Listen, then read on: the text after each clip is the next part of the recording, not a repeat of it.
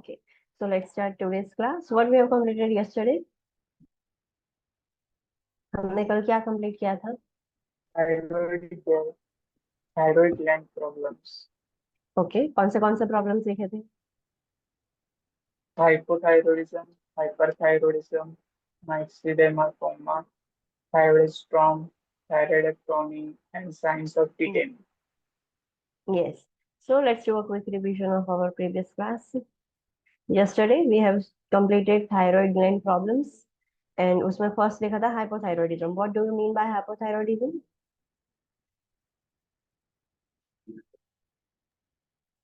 Hypothyroidism का मतलब क्या? Hyposecretion, hyposecretion और of thyroid hormones, yes, और T3 T4 कैसा होगा? लो, and TSH कैसा होगा?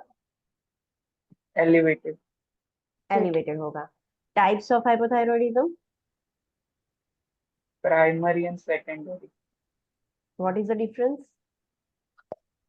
Primary hypothyroidism, thyroid gland માં dysfunction ના લીધે થશે અને secondary hypothyroidism pituitary gland stimulate नहीं થાય એના લીધે થશે. हाँ, यस. सो प्राइमरी हाइपोथायरॉयडिज्म में प्रॉब्लम है थायराइड ग्लैंड में, एंड सेकेंडरी में प्रॉब्लम है पिट्यूटरी ग्लैंड में, जिसकी वजह से अल्टीमेटली इनडायरेक्टली थायराइड हार्मोन का सिक्रीशन कम हो रहा है. साइन एंड सिम्टम्स कैसे होंगे?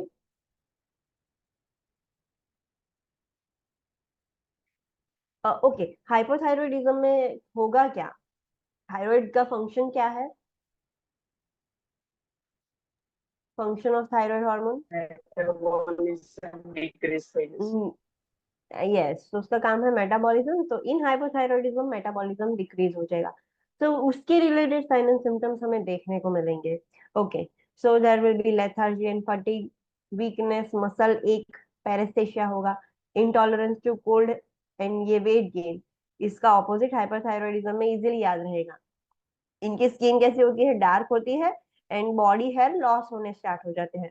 There will be bradycardia, constipation, generalised puffiness and oedema around the eyes and face में हो जाएगा. जब ये सीवियर हो जाता है, मैक्सेडिमा स्टेट में जाएगा पेशेंट, तब एडिमा सबसे ज्यादा होता है. बाकी तो सिर्फ वेट गेन, ओबेस जैसा ही दिखेगा हाइपोथायरॉइड पर्सन.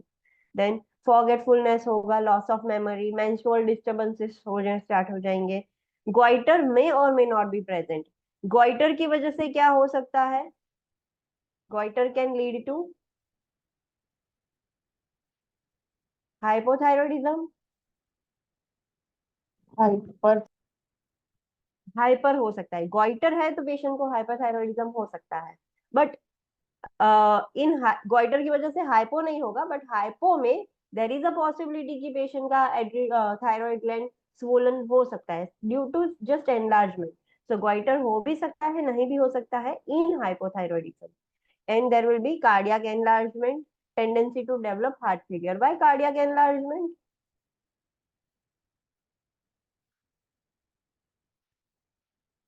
कार्डियक एनलार्जमेंट क्यों होगा?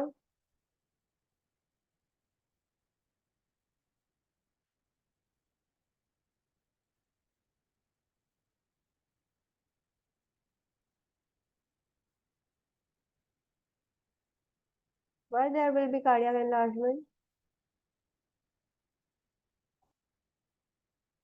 No one has find out the rationale.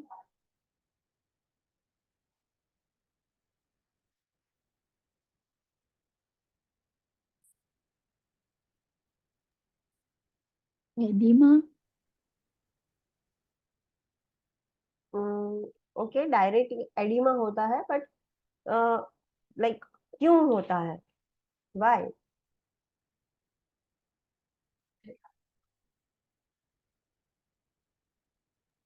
Metabolism कम हो जाएगा इस वजह से. Okay, yes. सो हमें पता है कि मेटाबॉलिज्म मतलब जो जो भी हम खाते हैं उसका मेटाबॉलिज्म होगा, फिर उससे न्यूट्रिशन मिलेगा सेल्स को काम करने के लिए. हार्ट के मसल्स है, उनको सबसे ज्यादा एनर्जी चाहिए होगी फॉर कंटिन्यूअसली बीटिंग, राइट? अभी मेटाबॉलिज्म पुअर हो गया है तो हार्ट उतना इफेक्टिवली पंप नहीं कर पाता है. तो इसकी वजह से ब्रेडिकार्डिया हो गया। ब्रेडिकार्डिया की वजह से टिश्यू परफ्यूजन अच्छे से नहीं होता है बॉडी में, so they are giving the signals we want more blood, and due to that the heart has to do some extra efforts, extra workload ज्यादा बढ़ जाएगा, एंड अल्टीमेटली ऑलरेडी एडिमा होता है एंड वर्कलोड भी बढ़ जाता है, so ultimately there will be cardiac enlargement, ventricular enlargement हो जाता है, एंड फिर एक बार एनलार्जमेंट हो गया तो हार्ट फेलियर होने के चांसेस बढ़ जाएंगे। Got it? Yes ma'am. Okay, so intervention, hyposecretion है तो इंटरवेंशन, मेन इंटरवेंशन क्या होगी हमारी? स्टिमुलेशन। स्टिम्युलेशन या रिप्लेसमेंट, हार्मोन रिप्लेसमेंट करना पड़ेगा, बाहर से हमें देने होंगे। What is the common choice of drug in hypothyroidism? कौन सी ड्रग दी जाती है? लिवोथायरोक्सिन। लिवोथायरोक्सिन सोडियम, या सिर्फ लिवोथायरोक्सिन भी आप याद रख सकते हो, बट ये ड्रग याद रखनी है बिकॉज एक ही ड्रग है हाइपोथायरॉयडिज्म में। फिर हम सिम्टोमेटिक ट्रीटमेंट करेंगे, जो भी साइन एंड सिम्टम्स है उसको भी हमें ठीक करना है, जिसकी वजह से हो रहा है पिट्यूटरी ग्लैंड या थायराइड ग्लैंड, जो भी प्रॉब्लम है वो हमें ठीक भी करना होगा। So vital science, heart rate, rhythm सब हम चेक करेंगे। क्लाइंट को बोलेंगे कि जो हार्मोन रिप्लेसमेंट ले रहा है तो हाइपर एंड हाइपो दोनों के सिम्टम्स सिखाने हैं। व्हाई? बिकॉज कभी अंडर रिप्लेसमेंट या ओवर रिप्लेसमेंट हो जाए तो क्लाइंट को पता चले। We have to instruct the client to take the diet in low in calories, cholesterol, and saturated fat. Why?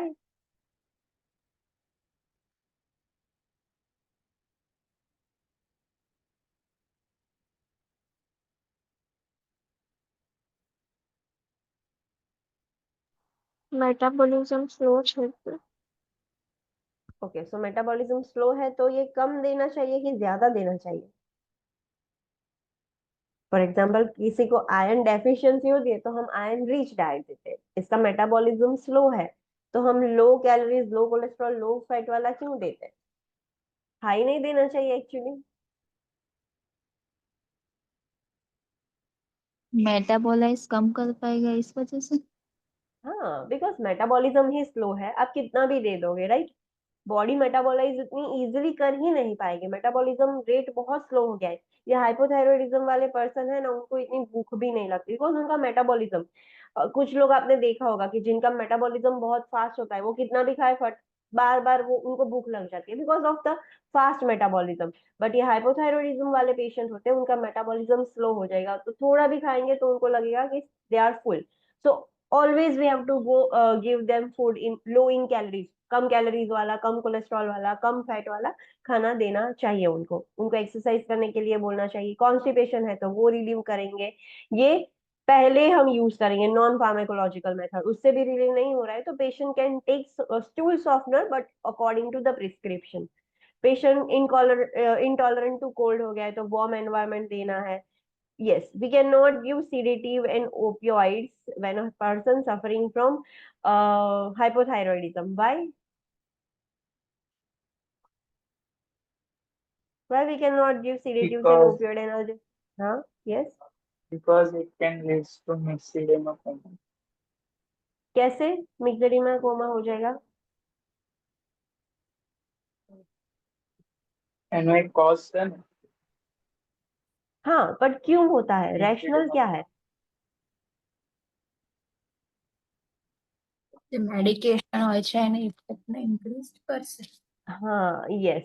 जब हाइपोथायरॉयडिज्म से पेशेंट सफर कर रहा होता है तब हम सिडेटिव्स एंड ओपियोइड देंगे तो उसकी वजह से मिक्सडीमा कोमा होगा। बट क्यों होता है? The main reason is increase sensitivity. Hypothyroidism में सीडेटिव एंड ओपियोइड्स की सेंसिटिविटी मतलब असर बहुत ज्यादा बढ़ जाती है, तो मतलब पेशेंट थोड़ी भी लेगा तो उसको चांसेस है कि मिक्सडीमा कोमा हो सकता है पेशेंट को। ओके, फिर हमने देखा myxoedema coma, what is this?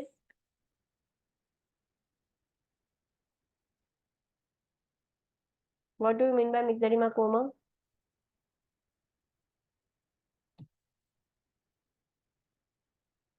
Consistently low thyroid hormone. Persistently low thyroid hormone मतलब हाइपोथायरॉयडिज्म का सीवियर फॉर्म है। क्यों होता है, रीजंस?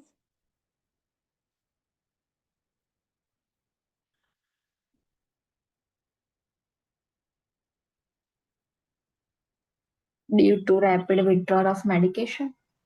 ओके, रैपिडली उसने बंद कर दिया, अचानक से बंद कर दिया, तो फिर पेशेंट को हाइपोथायरॉयडिज्म बढ़ जाएगा। फिर Anesthetics medication. एनेस्थेशिया, हाँ एनेस्थेशिया दिया है, सेडेटिव्स ओपियोइड्स दिया है, पेशेंट हाइपोथर्मिया एक्सपीरियंस कर रहा है, फॉर एग्जांपल पेशेंट को बहुत ज्यादा ठंड लग रही है या एक्यूट इलनेस है, तो उसमें बहुत ज्यादा हाइपोथायरॉयडिज्म होने के चांसेस है, and patient can go in coma also. Sign and symptoms क्या होंगे?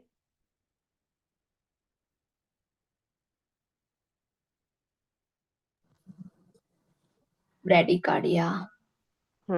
उसकी वजह से Hypotension. यस, देन बाकी सिम्टम्स सेम है। Why there is hyponatraemia, hypoglycaemia?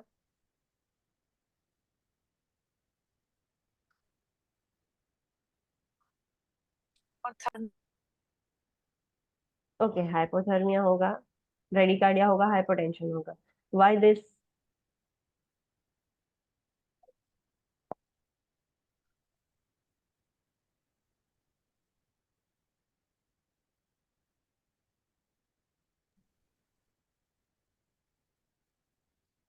Why hyponatraemia, why hypoglycaemia? Yes, मुझे सुनाई नहीं दे रहा है। एडिमा ने लीधे। हाँ, एडिमा, एडिमा की वजह से मेटाबॉलिज्म स्लो हो गया है, so there are high chances of getting oedema, और उसकी वजह से लाइक हाइपोनाइट्रीमिया हो सकता है डाइल्यूशनल। हाइपोग्लाइसेमिया क्यों होगा, ये आपको रैशनल आपने ढूंढा होगा तो ही मिला होगा। This is something tricky. whether is hypoglycemia?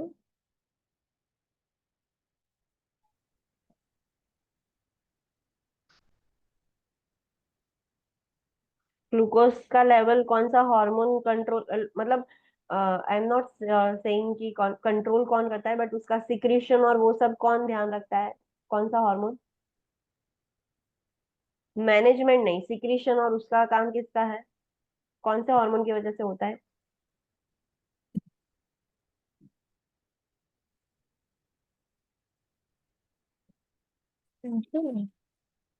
Insulin decreases the glucose, but उसका प्रोडक्शन बढ़ाना, ब्लड के अंदर ग्लूकोज बढ़ाना, उसका काम कौन करेगा?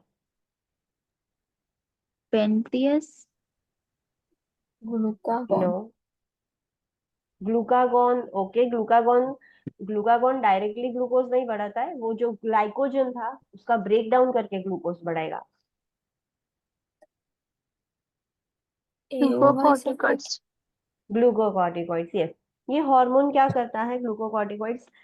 स्टोर्ड ग्लूकोजन में से ग्लूकोज बनाने का या ऐसा कुछ काम नहीं करता है, जो हम खाना खाते हैं like directly natural glucose increase करने का काम ग्लूकोकॉर्टिकॉइड्स का है। So when a person suffers from hypothyroidism, it also affects the adrenal gland. Adrenal gland की भी, ग्लैंड पर भी उसकी असर गिरे, मतलब होगी, ज्यादा हो जाएगा हाइपोथायरॉयडिज्म तो, और उसकी वजह से ग्लूकोकॉर्टिकॉइड का सिक्रेशन कम हो जाएगा। ग्लूकोकॉर्टिकॉइड का सिक्रेशन कम हो जाता है तो उसकी वजह से हाइपोग्लाइसीमिया भी होगा पेशेंट को। अंडरस्टूड? यस और यस नो? मैम। हाँ। देन रेस्पिरेटरी फेलियर क्यों? ये उसके लिंक में है। आपने Pulmonary hematosis.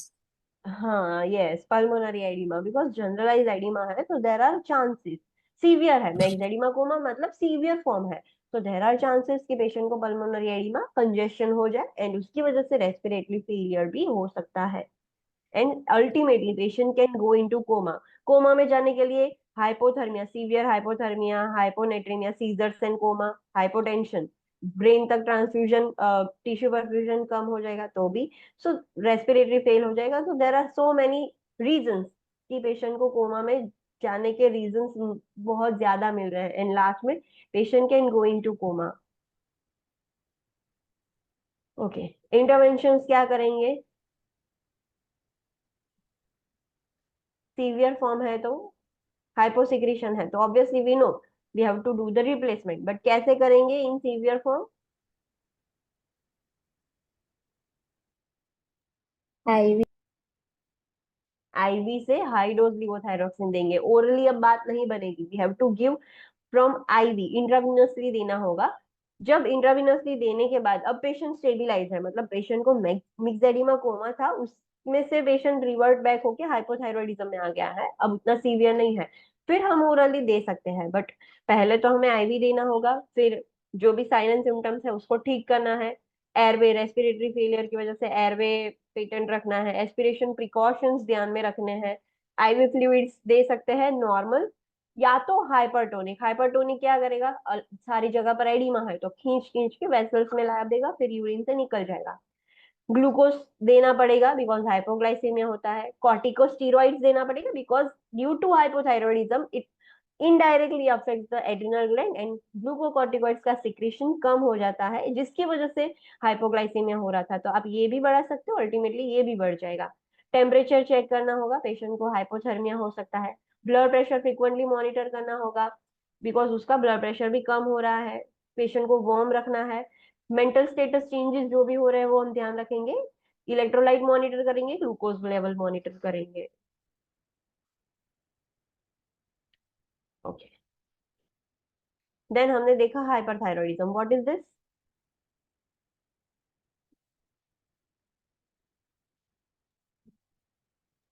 Excessive. Hypersecretion of hyper secretion of thyroid hormones. So metabolism कैसा हो जाएगा? increase. इंक्रीज हो जाता है। सबसे कॉमन हाइपरथायरॉयडिज्म होता क्यों है? ग्रेव्स डिजीज, जिसको हम टॉक्सिक डिफ्यूज गॉइटर बोलते हैं, या तो गॉइटर की वजह से भी होता है। What is this? What is Graves disease?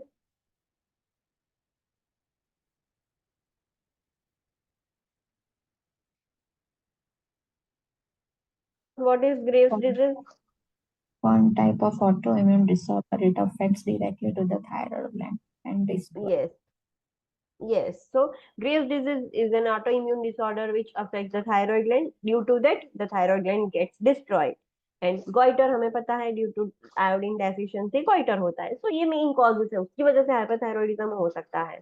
Okay, then yes, hyperthyroidism के sign and symptoms को हम क्या बोलते हैं? General medical terminology है उसके लिए.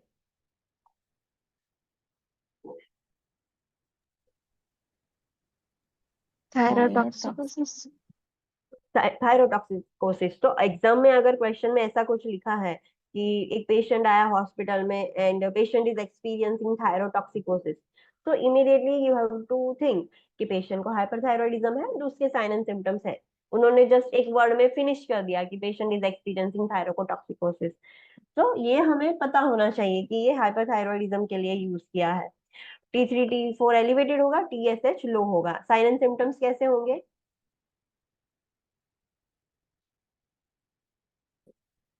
पेशेंट की एक्टिविटी हाइपरथायरॉयडिज्म में हाइपर हो जाती है। सो पर्सनालिटी चेंजेस में क्या, इरिटेबल हो जाएगा, एजिटेटेड हो जाएगा, मूड स्विंग्स होंगे, पेशेंट को नर्वसनेस होगी, हैंड्स में ट्रेमर्स आते रहेंगे, there will be weakness, muscle ache, paraesthesia, इसमें हीट इंटॉलरेंस होगा एंड वेट लॉस होगा। पेशेंट की स्किन एकदम स्मूथ होगी, soft skin and soft hair होंगे। देयर विल बी पाल्पिटेशन, इसमें टैकीकार्डिया होता है। तो इतना ज्यादा टैकीकार्डिया हो गया तो पेशेंट को जब आप कुछ ऐसी चीज करते हो, एक्सपीरियंस करते हो जिसमें आपको डर लगता है, तो यू फील द पाल्पिटेशन। तो पेशेंट को पाल्पिटेशन होगा, अगर एक्सेस हो जाता है तो कार्डियक डिसरिथमिया भी होगा, एट्रियल फिब्रिलेशन भी हो सकता है। Here the patient will experience diarrhoea due to fast metabolism. There will be protruding eye balls, जिसको हम मेडिकल टर्मिनोलॉजी में क्या बोलते हैं? It is called as exophthalmos. Exophthalmos. अगर मतलब ऑपोजिट टू एक्सॉप्थेल्मोस अगर sunken आई बॉल्स है तो उसको क्या बोलेंगे? Enophthalmos. Enophthalmos. This is something for your knowledge, it does not present in hyperthyroidism but आपके नॉलेज के लिए है। There will be diaphoresis, hypertension होगा ड्यू टू टैकीकार्डिया, हाइपरटेंशन हो सकता है। एंड एनलार्ज थायराइड ग्लैंड, इसमें तो थायराइड ग्लैंड एनलार्ज होगा ही, इसमें एज अ सिम्टम देखने को मिलेगा ही पेशेंट के अंदर। ओके,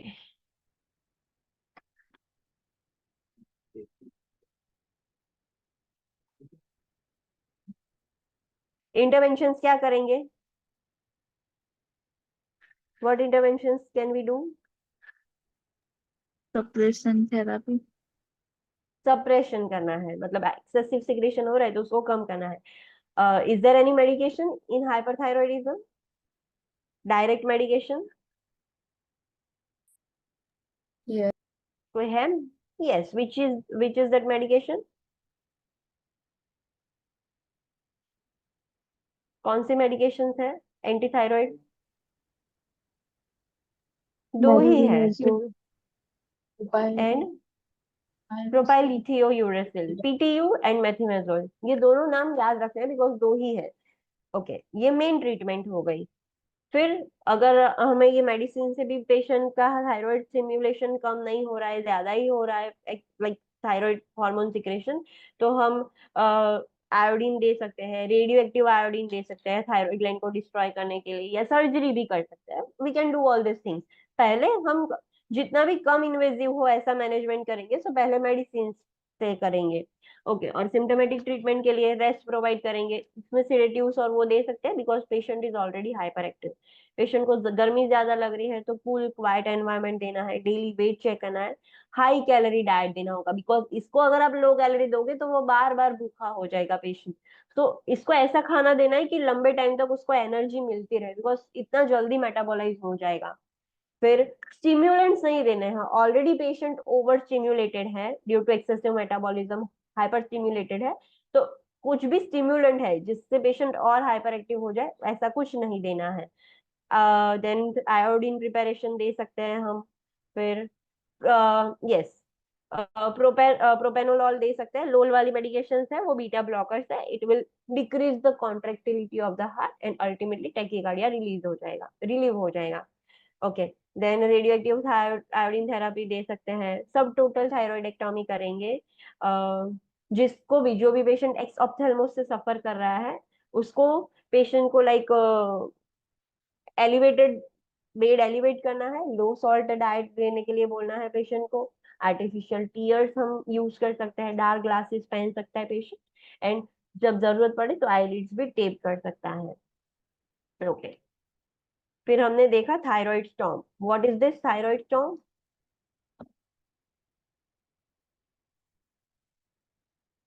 थायराइड स्टॉर्म मतलब क्या?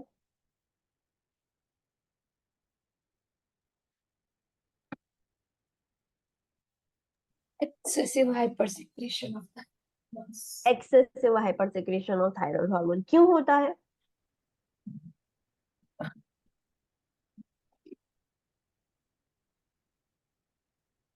During surgery, if thyroid gland manipulation થઈ જાય તો hormone secrete થઈ શકે. हाँ, सो जब सर्जरी हो रही थी, हाइपरथायरॉयडिज्म पेशेंट सफर कर रहा था इसीलिए उसकी सर्जरी की. एंड ड्यूरिंग सर्जरी मैन्युपुलेशन होगा ही, ऑब्वियसली देयर आर चांसेस कि उसको हम मैन्युपुलेट करेंगे, डिस्टर्ब करेंगे थायराइड ग्लैंड को. So due to that manipulation hyper secretion हो सकता है थायराइड ग्लैंड हॉर्मोन्स का, and patient will experience thyroid storm. दूसरा क्या रीजन है? Severe infection and stress. Yes, severe infection and stress है तो भी हाइपरथायरॉयडिज्म हो सकता है. सो पहले से ही डॉक्टर क्या करेंगे?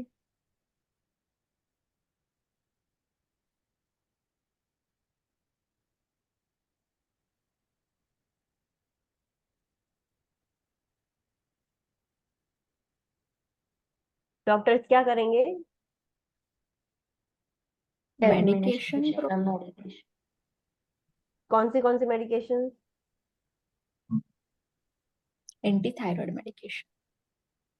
ओके, एंटी थायराइड मेडिकेशंस दे देंगे सर्जरी से पहले. फिर और क्या चीजें दे सकते हैं? सिर्फ एक ही नहीं है. beta blockers, glucocorticoids, and yes, yes, yes. So ये सारी Thiamine. चीजें हम पहले से ही दे सकते हैं तो थायराइड स्टॉर्म प्रिवेंट कर सके. साइन एंड सिम्टम्स क्या होंगे? Worst symptoms of thyroid hyperthyroidism. So temperature इतना ज्यादा एलिवेटेड होगा कि हमें लगेगा patient is having fever. So fever होगा पेशेंट को, टैकीकार्डिया होगा, सिस्टोलिक हाइपरटेंशन होगा, सिर्फ लाइक जो 120/80 होता है सो ऊपर का ही इंक्रीज होगा. क्यों?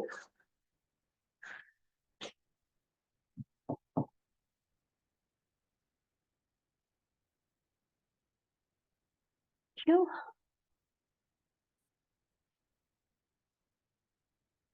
Why there is systolic hypertension?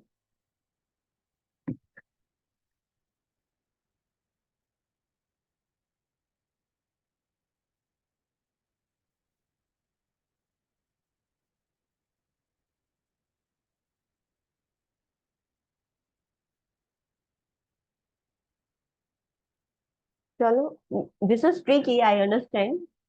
Direct आप लिंक नहीं कर पाओगे, you have to find it out कि क्यों होता है।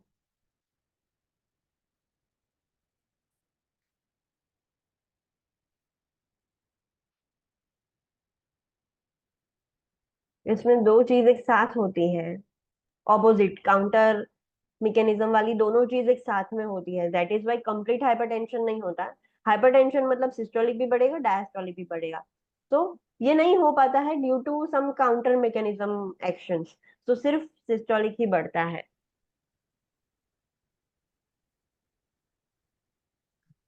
वाई?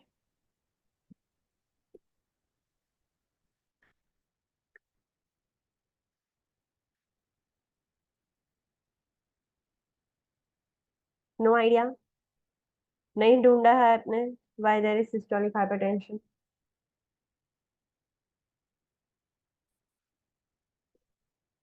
मैं जब ब्रेक दूं तब आपको फाइंड करना होगा why there is systolic hypertension. क्या होता है ऐसा काउंटर मैकेनिज्म जिसकी वजह से सिर्फ सिस्टोलिक ब्लड प्रेशर ही इंक्रीज होता है?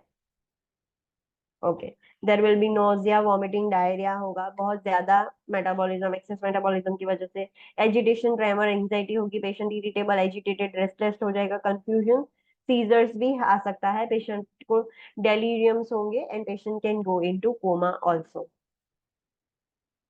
ओके, इंटरवेंशंस क्या करेंगे? हमें पता है सर्जरी से पहले ही हम ये मेडिसिन दे सकते हैं, एंड अगर लगता है कि patient is suffering from this condition तो पहले से ही ये मेडिसिन दे देंगे। हमने ऑलरेडी, ये मेन कॉज क्या है, सर्जरी की वजह से हुआ है, तो ऐसा तो नहीं है कि थायराइड स्टॉम में वापस से सर्जरी करेंगे, नो। सर्जरी ऑलरेडी की है जिसकी वजह से ये होने के रिस्क बढ़े हैं, तो वापस से सर्जरी करने का कोई मतलब नहीं है। So only we can give anti medication, iodides, beta blockers, corticosteroids, ये सारी चीजें देंगे। पेशेंट का एयरवे पेटेंट रखेंगे, वेंटिलेशन प्रॉपर प्रोवाइड करेंगे।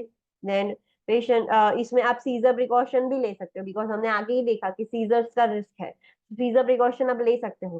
कार्डियक डिसरिथमिया हो सकते हैं, तो पहले से ही कंटिन्यूअस मॉनिटरिंग करो। In if a person is experiencing thyroid storm, what we can not administer for fever, what we cannot administer for fever? Aspirin. Okay, yes, तो सैलिसिलेट्स है, एस्पिरिन सैलिसिलेट्स का एक एग्जांपल है एस्पिरिन। तो जो भी salicylate वाले ड्रग्स है वो हम नहीं दे सकते to reduce the temperature. Okay, क्यों नहीं दे सकते, उसका रीजन क्या है?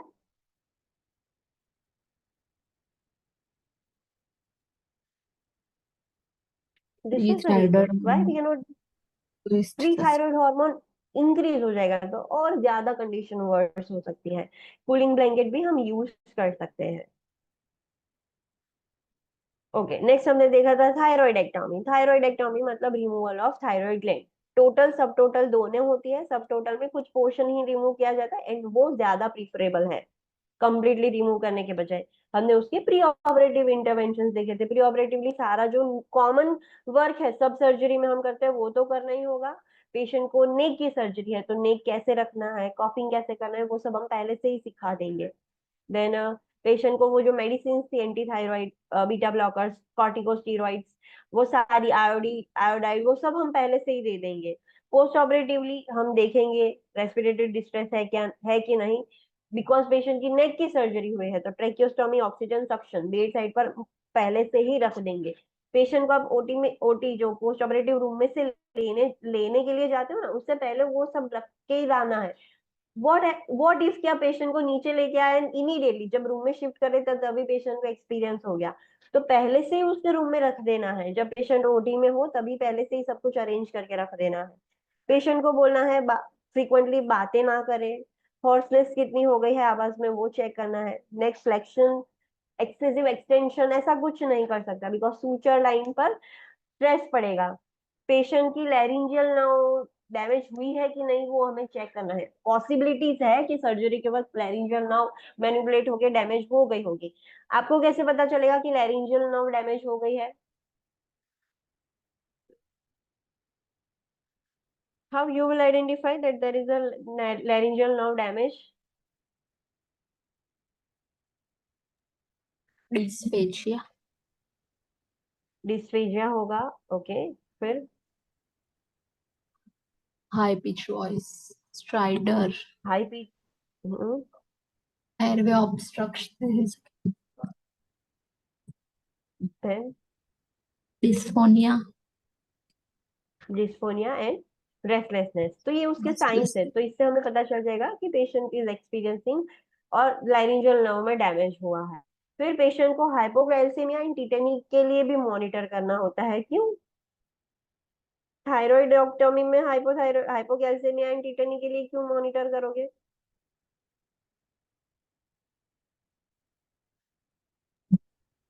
Parathyroid hormone effect prostate છે કે નહીં?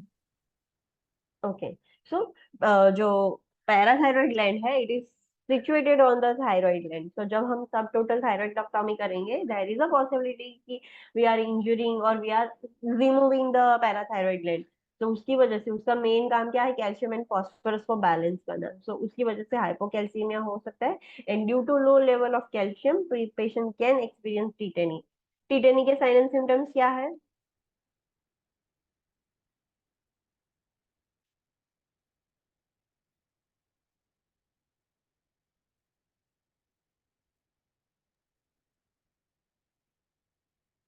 Cardiac dysrhythmia, okay, cardiac dysrhythmia होगा। Then Paresthesia. dysphagia, okay, dysphagia, paresthesia, muscle and abdominal cramps. sudden abdominal cramps, okay, muscle, Positive Chostek signs and Roswell signs. what is that?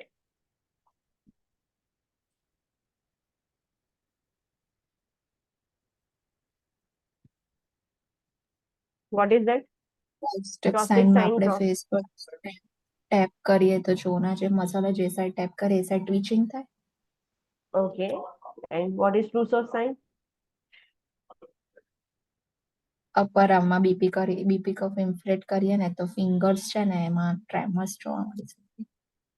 Okay, so there will be anatomical word છે, we can call it Hypopadal spasm. carpopedal spasm. So जो fingers है वो inverted हो जाएगी, there will be twitching, the patient will experience twitching in the carpals, यहाँ से ही wrist से ही वो twitching start हो जाएगा, so there it is called as carpopedal spasm. Then photophobia होगा, patient cannot tolerate the sunlight or any bright light, and there will be wheezing and dyspnea due to bronchospasm and laryngospasm, and seizures भी आ सकते हैं। टिटनी हो गया है तो हम कैसे कैल्शियम को बढ़ाएंगे? If there is tetany, then how we have to increase the calcium? Calcium supplements.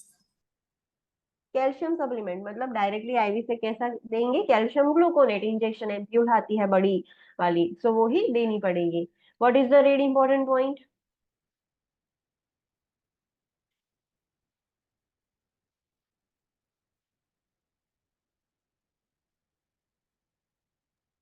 થાઇરોઇડોક્ટોમી કર્યા પછી પેશન્ટને સેમી ફાઉલર પોઝિશન આપવાની. જે સાઈડ સર્જિકલ જે સાઈડ છે એમાં એડેમાં બ્લીડિંગ અને એના નીકના પાછળના ભાગે ડ્રેસિંગ ચેક કરવાનું.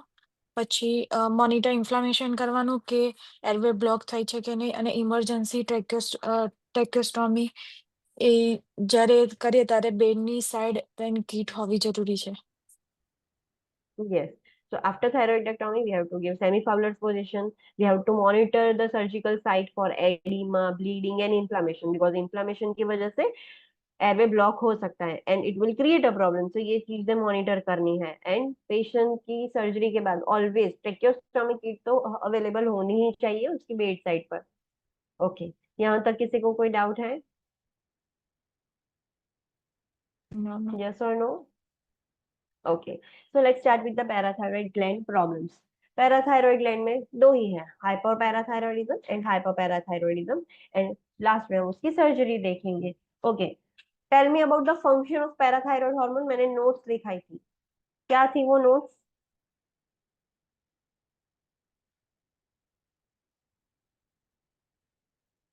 चलो, I know that it regulates the calcium and phosphorus levels, but मैंने कुछ लिखाया था exactly. What was that?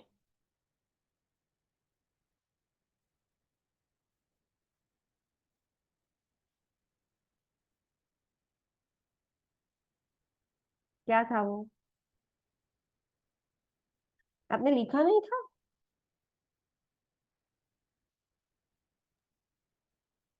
If પેરાથાઇરોઇડ hormone increase થાય તો કેલ્શિયમ લેવલ બ્લડમાં ઇન્ક્રીઝ થશે અને બોનમાં ડિક્રીઝ થશે, ઓસ્ટિયોપોરોસિસ થશે. हाँ. So हाइपोपैराथायरॉयडिज्म में क्या होगा? पैराथायरॉयड हार्मोन इंक्रीज होता है तो कैल्शियम इंक्रीज होता है. हाइपोपैराथायरॉयडिज्म का मतलब क्या? કેલ્શિયમ ડિક્રીઝ થશે. हम, हाँ, यस. सो ऐसे याद रखना है, increase level of PTH is equals to increase level of calcium. तो decrease level of PTH is equals to decrease level of calcium. So patient will experience hypocalcaemia. Hypocalcaemia के sign and symptoms भी इसमें दिखेंगे. Okay, let's study hypoparathyroidism. It is a condition caused by hyposecretion of parathyroid hormone by the parathyroid gland. It can occur following thyroidectomy because of removal of parathyroid issue. या तो directly like parathyroid gland में problem है इसी की वजह से भी हो सकता है, बट मोस्ट कॉमनली थायरॉइडेक्टोमी के बाद होता है. क्यों थायरॉइडेक्टोमी के बाद? बिकॉज हमें पता है कि थायराइड के ऊपर ही ऐसे पैराथायरॉयड है. If the doctor is doing सब टोटल थायरॉइडेक्टोमी तो ये भी निकल जाएगा. सो अल्टीमेटली डायरेक्टली चारों मिलके equal amount of normal amount of PTH secrete करते थे, अब दो तो डायरेक्टली हमने रिमूव कर दिए, तो ऑब्वियसली उसका सिक्रेशन कम हो सकता है. So due to that most commonly hypoparathyroidism देखने को मिलेगा. अब पेशेंट को हाइपोपैराथायरॉयडिज्म होगा तो साइन एंड सिम्टम्स क्या होंगे? Due to hypoparathyroidism, low secretion of PTH, there will be hypocalcaemia. And we know calcium and phosphorus are enemies to each other, तो एक कम होगा तो दूसरा इंक्रीज होगा, so there will be hyperphosphataemia. Hypocalcaemia की वजह से पेरेस्थेशिया होगा, numbness and tingling sensation in the face, muscle cramp, cramps in the abdomen, extremity, सब जगह पर क्रैम्प्स आएंगे, सारी बॉडी के मसल्स अफेक्ट हो जाएंगे. Positive Trousseau of signs, Chvostek signs, signs of over tetany, tetany हो सकती है, मतलब पूरी बॉडी के मसल्स ट्विच कर जाएंगे. ब्रोंकोस्पाज्म जो हमने देखा आगे के साइंस ऑफ टिटेनी में देखा, वो ब्रोंकोस्पाज्म, लैरिंगोस्पाज्म होगा तो वीजिंग भी होगा, कार्पोपेडल स्पाज्म, डिस्फेजिया, फोटोफेबिया, कार्डियक डिसरिथमियास होगा, सीजर्स भी आ सकते हैं, ये सारी चीजें होगी.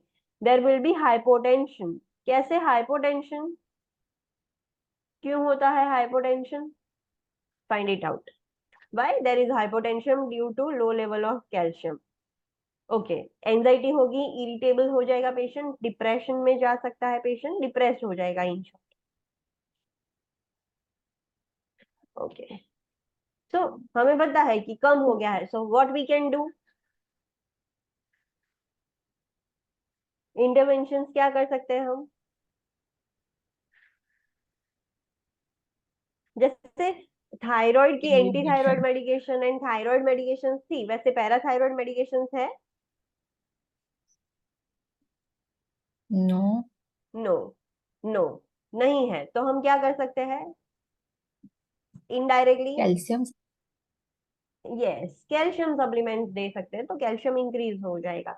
एंड दूसरी सिम्टोमेटिक मैनेजमेंट जो भी सिम्टम्स है उसके लिए, so we have to monitor the vital signs, we have to monitor the sign and symptoms of hypocalcaemia and tetany. Hypocalcaemia की जो हमने फ्लूइड एंड इलेक्ट्रोलाइट में देखे थे, पूरी बॉडी में कैसे सिम्टम्स होते हैं वो भी हम इसमें देख सकते हैं. सीजर्स है तो सीजर प्रिकॉशंस लेंगे, tracheostomy set, oxygen suctioning equipment bed side पर रखना ही है. पेशेंट को रेस्पिरेटरी फेलियर हो सकता है, हमने देखा कि due to low level of calcium bronchospasm होता है. व्हाट इफ की कंप्लीटली स्पाज्म हो के ऑब्स्ट्रक्ट हो जाए एयरवे, तो क्या करोगे? एयरवे ऑब्स्ट्रक्शन हो जाएगा तो इमीडिएटली हमें ट्रेक्योस्टोमी करना पड़ेगा. सो ये चीज उसके बेड साइड पर होनी चाहिए. I have given you rationale. Okay, prepare to administer calcium gluconate IV for hypocalcaemia. So हमें कैल्शियम देना है, उसका डाइट कैसा होना चाहिए, high calcium and low phosphorus वाला डाइट होना चाहिए। We have to instruct the client in the administration of calcium supplements as prescribed. Patient calcium supplements भी ले सकता है, विटामिन डी की, कैल्शियम की गोली, कोले कैल्शियम पाउडर, ये सारे सप्लीमेंट्स भी ले सकता है। Instruct the client in administration of vitamin D supplement as prescribed because be vitamin D supplement absorb increases the absorption of calcium from the GI tract। जैसे आयरन को एब्जॉर्ब करने के लिए विटामिन सी नेसेसरी है, वैसे ही calcium का absorption के लिए विटामिन डी नेसेसरी है, तो पेशेंट को वो भी लेना पड़ेगा। Instruct the client in the use of thiazide diuretic is prescribed to protect the kidney if vitamin D is also taken. Yes, क्यों ये होता है, चलो व्हाई दिस, पेशेंट को डायूरेटिक्स लेना पड़ेगा to protect the kidney if patient is taking the vitamin D।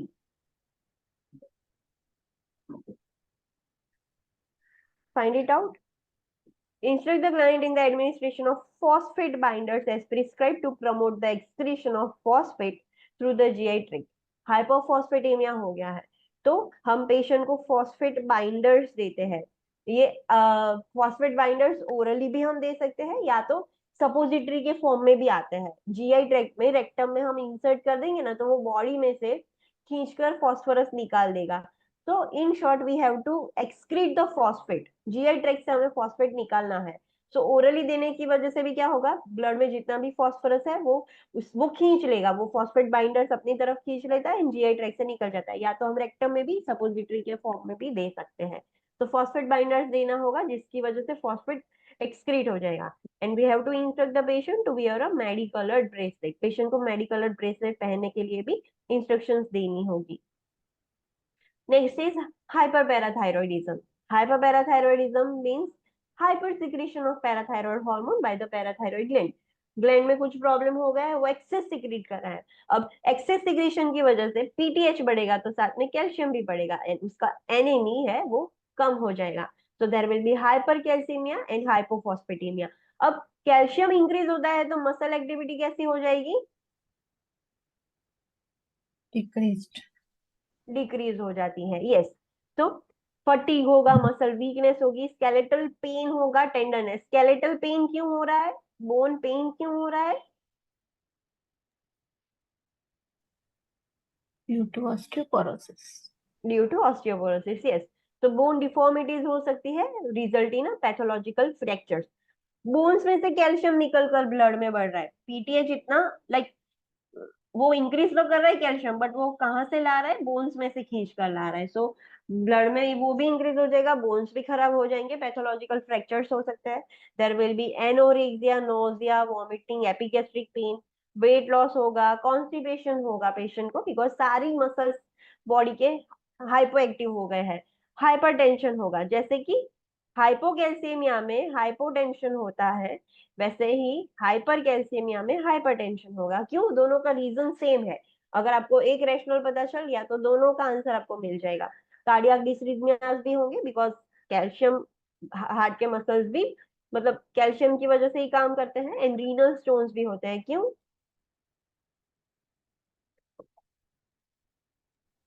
Renal stones calcium वाले, yes, due to excess calcium renal stone होते हैं। वो यूरिक एसिड कैल्शियम के ऑक्सोलेट कैसे होते हैं, सो हाई लेवल ऑफ कैल्शियम की वजह से यूरिन के अंदर कैल्शियम ज्यादा होगा एंड रीनल स्टोन्स भी हो सकते हैं। इंटरवेंशन क्या कर सकते हैं, हमें पता है कि हमें एनी हाउ कैल्शियम को कम करना है। ओके, जब हम एनाटॉमी देख रहे थे तब मैंने दूसरा नीचे एक पॉइंट भी लिखाया था, पीटीएच इंक्रीजेस तो calcium increases, another thing increases तो कैल्शियम डिक्रीज होता था। What was that,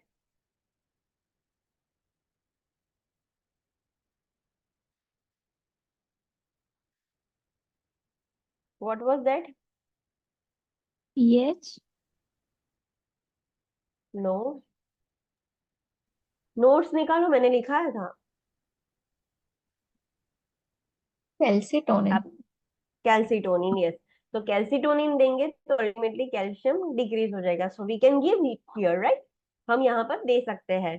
so monitor vital signs, particularly blood pressure because high हो जाता है, monitor cardiac dysrhythmias, monitor intake and output and the signs of renal stone, urine output कैसा है, कितना है, रीनल स्टोन के साइन एंड सिम्टम्स है कि नहीं वो देखना है। We have to check for the skeletal pain, patient को बोन पेन हो रहा है कि नहीं, एंड पेशेंट को बहुत स्लोली केयरफुली हम मूव करेंगे, अगर पेशेंट गिर गया तो फिर फ्रैक्चर हो जाएगा। We have to encourage fluid intake, fluid intake encourage करने से क्या होगा, यूरिन प्रोडक्शन ज्यादा होगा एंड जो भी थोड़ा बचा कुचा कैल्शियम है वो यूरिन से निकल जाए, वरना पेशेंट को फिर रीनल स्टोन्स भी हो सकते हैं। देखा होगा आपने, डॉक्टर्स बोलते हैं कि जब किडनी स्टोन्स होते हैं तो डॉक्टर पानी पीने के लिए ज्यादा बोलते हैं। So that is the reason fluid intake encourage करना है। We can administer furosemide, that is loop diuretic, माइड वाले जो भी ड्रग्स है that is loop diuretics as prescribe to lower the calcium level. हमें पता है कि आइडियली सोडियम एंड पोटेशियम कम होता है, बट यूरिन प्रोडक्शन करेगा तो सब कुछ बॉडी में से कम हो जाएगा। We can administer normal saline IV as prescribed to maintain the hydration, administer phosphate because hypophosphatemia हो रहा था तो हमें phosphate भी administer करने होंगे which interferes with the calcium resorption as prescribed। phosphate देंगे तो calcium resorption हो जाएगा। what is okay, which interfere with the calcium reabsorption, calcium का रीएब्जॉर्प्शन उससे कम हो जाएगा बिकॉज फॉस्फेट इंक्रीज हो रहा है तो कैल्शियम डिक्रीज हो जाएगा। We can administer calcitonin also which decreases the level of calcium। कैसे डिक्रीज करता है ये देखो, it is prescribed as we have to administer calcitonin as prescribed to decrease the skeletal calcium release and increase the renal excretion of calcium। so this is why calcitonin decreases the calcium।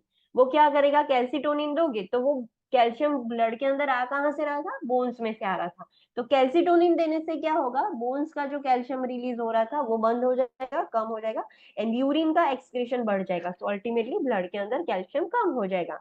Administer IV and oral bisphosphonate to inhibit the bone resorption. ये reabsorption है, मैंने पढ़ने में जैसे mistake की, और ये resorption है। बोन रिसॉर्प्शन मतलब, बोन रिसॉर्प्शन मतलब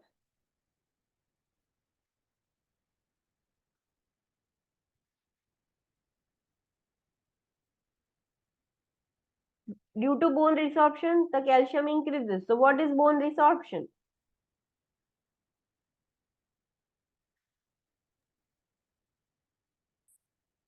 બોનમાંથી વોશ આઉટ નહીં થવા દે કેલ્શિયમ। यस, बोन रिसॉर्प्शन मतलब बोन्स का वॉश ऑफ जो हो रहा है कैल्शियम वो, बट बिस्फोस्फोनेट देंगे, ड्रोनेट वाली मेडिसिन देंगे, वो क्या करेगा, अल्टीमेटली बोन का रिसॉर्प्शन बंद कर देगा, तो उसकी वजह से भी कैल्शियम कम होगा, लाइक बोन्स में से ही नहीं निकलेगा एंड बिस्फोस्फोनेट फॉस्फोरस का लेवल इंक्रीज करने में हेल्प करता है एंड कैल्शियम का लेवल कम करने में हेल्प करता है, तो बोन रिसॉर्प्शन ही बंद देगा। उसकी वजह से ऐसा होता है कि कैल्शियम कम होता है, फॉस्फोरस इंक्रीज होता है, तो वो भी हम दे सकते हैं आईवी ओरल, जो भी डॉक्टर ने प्रिस्क्राइब किया है। We have to continuously monitor calcium and phosphorus level.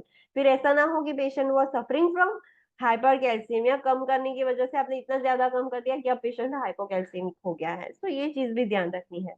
Prepare the client for parathyroidectomy as prescribe. आपने सब कुछ मैनेजमेंट किया बट फिर भी उसका पैराथायरॉइड ग्लैंड एक्सेस सिक्रेशन करे ही जा रहा है, तो फिर हमें पैराथायरॉइडेक्टोमी करनी पड़ेगी। we have to encourage the patient to take high fiber and moderate calcium diet। Calcium थोड़ा कम लेना है, मॉडरेशन में लेना है, ज्यादा कैल्शियम भी नहीं। emphasize the importance of exercise program, avoiding prolonged inactivity। yes, हमें पता है कि जितने पेशेंट इनएक्टिव रहेगा उतना क्या रिस्क बढ़ता है, अगर सेडेंटरी लाइफस्टाइल है, इनएक्टिविटी है, तो उसकी वजह से होगा क्या, osteoporosis। ऑस्टियोपोरोसिस का रिस्क है, तो और वर्स हो जाएगा। तो इसीलिए पेशेंट को बोलना है कि बहुत लंबे टाइम तक इनएक्टिव नहीं रहना है, कुछ ना कुछ एक्सरसाइज एक्टिविटी करते रहना है। तो ये सारी चीजें हम पेशेंट को सिखाएंगे। ओके, नेक्स्ट इज पैराथायरॉइडेक्टोमी, मतलब removal of one or more parathyroid glands. How many parathyroid glands do we have?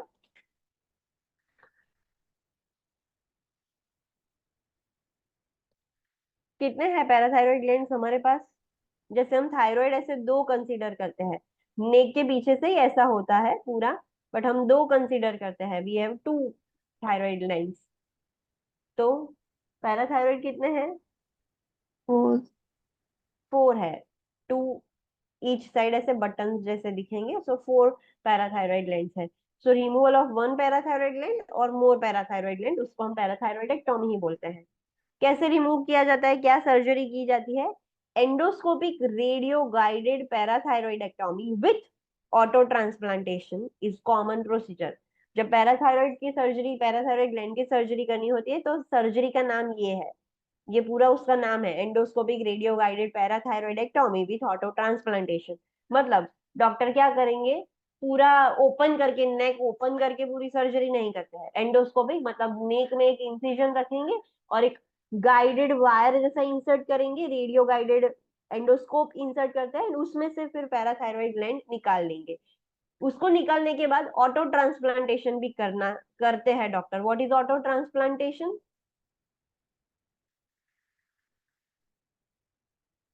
Transplant करना मतलब, okay, let me explain you what is auto transplantation. So parathyroid tissue is transplanted in the forearm or near the sternocleidomastoid muscle, allowing the PTH secretion to continue. पता चला what is auto transplantation? Yes or no? Doctors क्या करेंगे, नेक में से parathyroid gland एक या दो निकाल देंगे और वो ही पैराथायरॉइड ग्लैंड को कहाँ पर अटैच करेंगे? फोर आर्म में स्टर्नोक्लीडोमास्टोइड मसल्स पर अटैच कर देंगे. फॉर एग्जाम्पल डॉक्टर ने 3 रिमूव कर दिए या चारों 4 रिमूव कर दिया है, तो फिर पेशेंट तो हाइपोपैराथायरॉइडिज्म एक्सपीरियंस करेगा, राइट? तो टू लाइक उसको एलिमिनेट करने के लिए, उसको प्रिवेंट करने के लिए डॉक्टर एक या दो फोर आर्म में यहाँ पर रख सकते हैं, या तो स्टर्नोक्लीडोमास्टोइड मसल है ना, नेक और शोल्डर वाला जो मसल, वहां पर भी उसको रख सकते हैं. वो पैराथायरॉइड ग्लैंड को वहां पर रख देंगे, फिर वहां से वो पीटीएच सिक्रेशन चालू रखेगा. अंडरस्टूड? यस और नो? Yes, ma'am. ओके, सो ये सर्जरी का नाम है. सिर्फ पैराथायरॉइडेक्टॉमी नहीं किया जाता है, आफ्टर पैराथायरॉइडेक्टॉमी ऑटो ट्रांसप्लांटेशन भी करते हैं डॉक्टर. ये कॉमन प्रोसीजर है. सो सर्जरी के प्री ऑपरेटिव इंटरवेंशंस जो कॉमन है वो तो करेंगे ही. We have to monitor electrolyte, calcium, phosphate, magnesium level सब चेक करना होता है. Ensure that calcium level are decrease to near normal value. Yes, parathyroidectomy करने से पहले, पैराथायरॉइडेक्टॉमी हमें करना क्यों पड़ा? Because of excess PTH. Now, due to excess PTH, there will be excess of calcium. Calcium ज्यादा होगा तो मसल एक्टिविटी कैसी होगी? मसल एक्टिविटी कैसी होगी? Decrease. ओके ओके ओके, ये इसके पीछे का पूरा एक रीजन है. मसल एक्टिविटी डिक्रीज हो जाएगी. Okay, now during surgery doctors give anaesthesia. Anaesthesia में क्या होगा? एनेस्थेशिया की वजह से મસલ્સ ड्यू टू વધારે રિલેક્સ रिलैक्स हो जाएगा. सो डायफ्राम इज ऑल्सो मसल, तो मसल एकदम रिलैक्स हो जाएगा. ऑलरेडी पेशेंट को सर्जरी से पहले हाइपर कैल्सियमिया था due to high level of PTH, and फिर आपने एनेस्थेशिया दिया, तो सोचो कितना रेस्पिरेटरी डिस्ट्रेस हो जाएगा पेशेंट को, राइट? तो इसीलिए before surgery it is very important कि एटलीस्ट नियर नॉर्मल वैल्यू आए. What is the normal level of calcium? What is the normal level of calcium?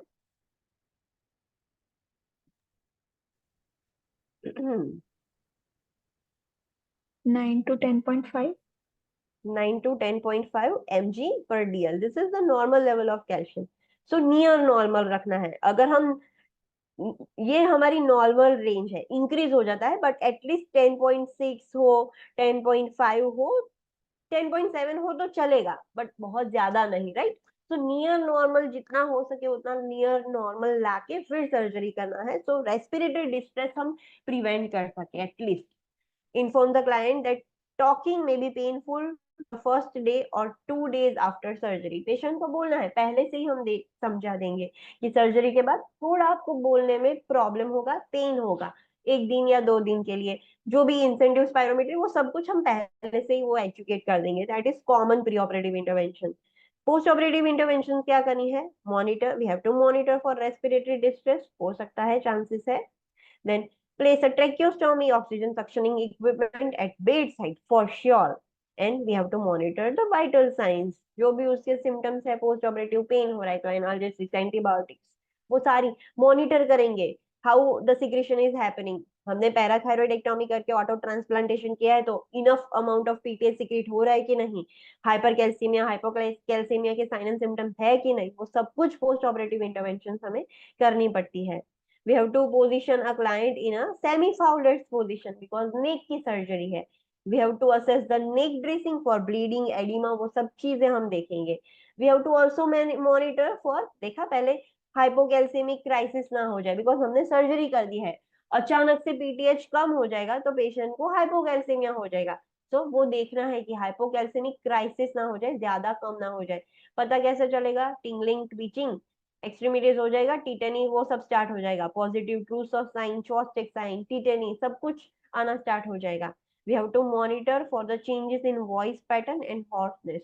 नेक की सर्जरी है इसीलिए लैरिंजियल नर्व डैमेज भी हो सकती है नेक की सर्जरी में, तो उसके भी साइन एंड सिम्टम्स हमें देखने होंगे क्या है। We have to instruct the client in administration of calcium and vitamin D supplements as prescribed. Yes, patient को जैसे ही सर्जरी की है अभी, like immediately after surgery, there is no way any chances कि पैराथायरॉइड ग्लैंड अपना function वापस से normal कर दे। सो तब तक पेशेंट को कैल्शियम विटामिन डी सप्लीमेंट्स लेने होंगे। अंडरस्टूड? यस और नो? यस। ओके, तो let's take a short break.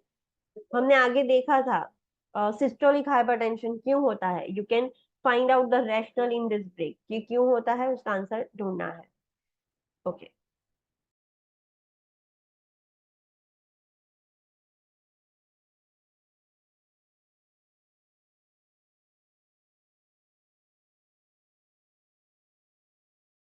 Online student, are you all back? Yes, ma'am. Okay, तो मिला आपको rationale why there is systolic hypertension in thyroid storm? क्या होता है, ढूंढा किसी ने?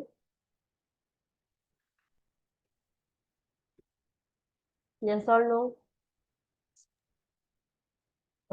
થાઇરોઇડ સ્ટ્રોમમાં એક્સેસિવ થાઇરોઇડ હોર્મોનને લીધે હાર્ટ સ્ટિમ્યુલેટ થશે, એના લીધે કોન્ટ્રાક્ટિલિટી અને ટેકિકાર્ડિયા જોવા મળશે, એના લીધે સિસ્ટોલિક જે સિમ્પેથેટિક નર્વસ સિસ્ટમ છે એ સ્ટિમ્યુલેટ થશે અને એના લીધે હાર્ટની એક્ટિવિટી વધવાના લીધે સિસ્ટોલિક બ્લડ પ્રેશર વધશે અને એને કાઉન્ટર અટેક કરવા માટે જે પેરિફેરલ વાસ્ક્યુલર સિસ્ટમ છે એ રેઝિસ્ટ કરશે અને એના લીધે ડાયસ્ટોલિક બ્લડ પ્રેશર સ્ટેબલ જ રહેશે. Okay, this is also one rationale. Another thing is you are absolutely correct कि जब भी like due to excessive thyroid hormone secretion metabolism बढ़ जाएगा, सारे सेल्स काम करना ज्यादा करेंगे, so they obviously they will require more enough like more blood supply, so heart has to work very efficiently, so tachycardia की वजह से, contractility बढ़ने की वजह से हाइपरटेंशन होता है। बट वेजोडाइलेशन भी होता है, एक आपने रीजन बताया कि as a body try to compensate this hypertension, vasodilation भी होगा, वेजो कंस्ट्रिक्शन भी होगा। सो ड्यू टू दैट सिर्फ सिस्टोलिक बढ़ता है, डायस्टोलिक नॉर्मल रहता है। दूसरा रीजन ये है कि due to excessive like metabolism जब ज्यादा हो जाता है तब बॉडी में मेटाबॉलिक एक्टिविटी भी बढ़ जाएगी, मेटाबॉलिक वेस्ट भी बढ़ेगा। सो वो मेटाबॉलिक वेस्ट को बॉडी में से निकालना भी तो है। एंड हमने ये एक चीज कहीं पर पढ़ी थी, जब मेटाबॉलिक एक्टिविटी बढ़ जाती है तब ब्रीथिंग भी बढ़ जाएगा, CO2 भी बढ़ेगा और वो CO2 फटाफट बॉडी में से निकलेगा। So due to that high level of CO2 vessels के साथ क्या होता है, वेजो डायलेशन होगा। वेसल्स ऑटोमेटिकली डायलेट हो जाती है बिकॉज अब जो मेटाबॉलिज्म बढ़ा है वो मेटाबॉलिक वेस्ट भी बढ़ेगा, उसको बॉडी में से बाहर भी निकलना है। तो सारी बॉडी की यूरिन से सब जगह से वेस्ट बाहर निकालने के लिए भी वेजो डायलेशन होता ही है। तो वेजो डायलेशन वेजो कंस्ट्रिक्शन दोनों इफेक्ट्स एक साथ हो रहे हैं। सो ड्यू टू दैट सिर्फ सिस्टोलिक हाइपरटेंशन होता है, not the diastolic. So complete hypertension नहीं होता है, आधा हाइपरटेंशन होता है, आधा डायलेशन होता है। इसको सिस्टोलिक हाइपरटेंशन होगा, डायस्टोलिक नॉर्मल होगा। Got it? Yes. Other students, other students? Yes ma'am. Okay, so this is why there is only systolic hypertension. Now let's start with the problems of pancreas. Pancreas में उसका काम क्या है mainly?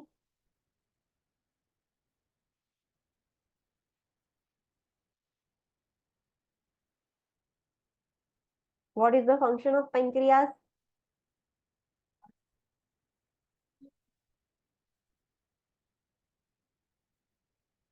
Glucose regulation.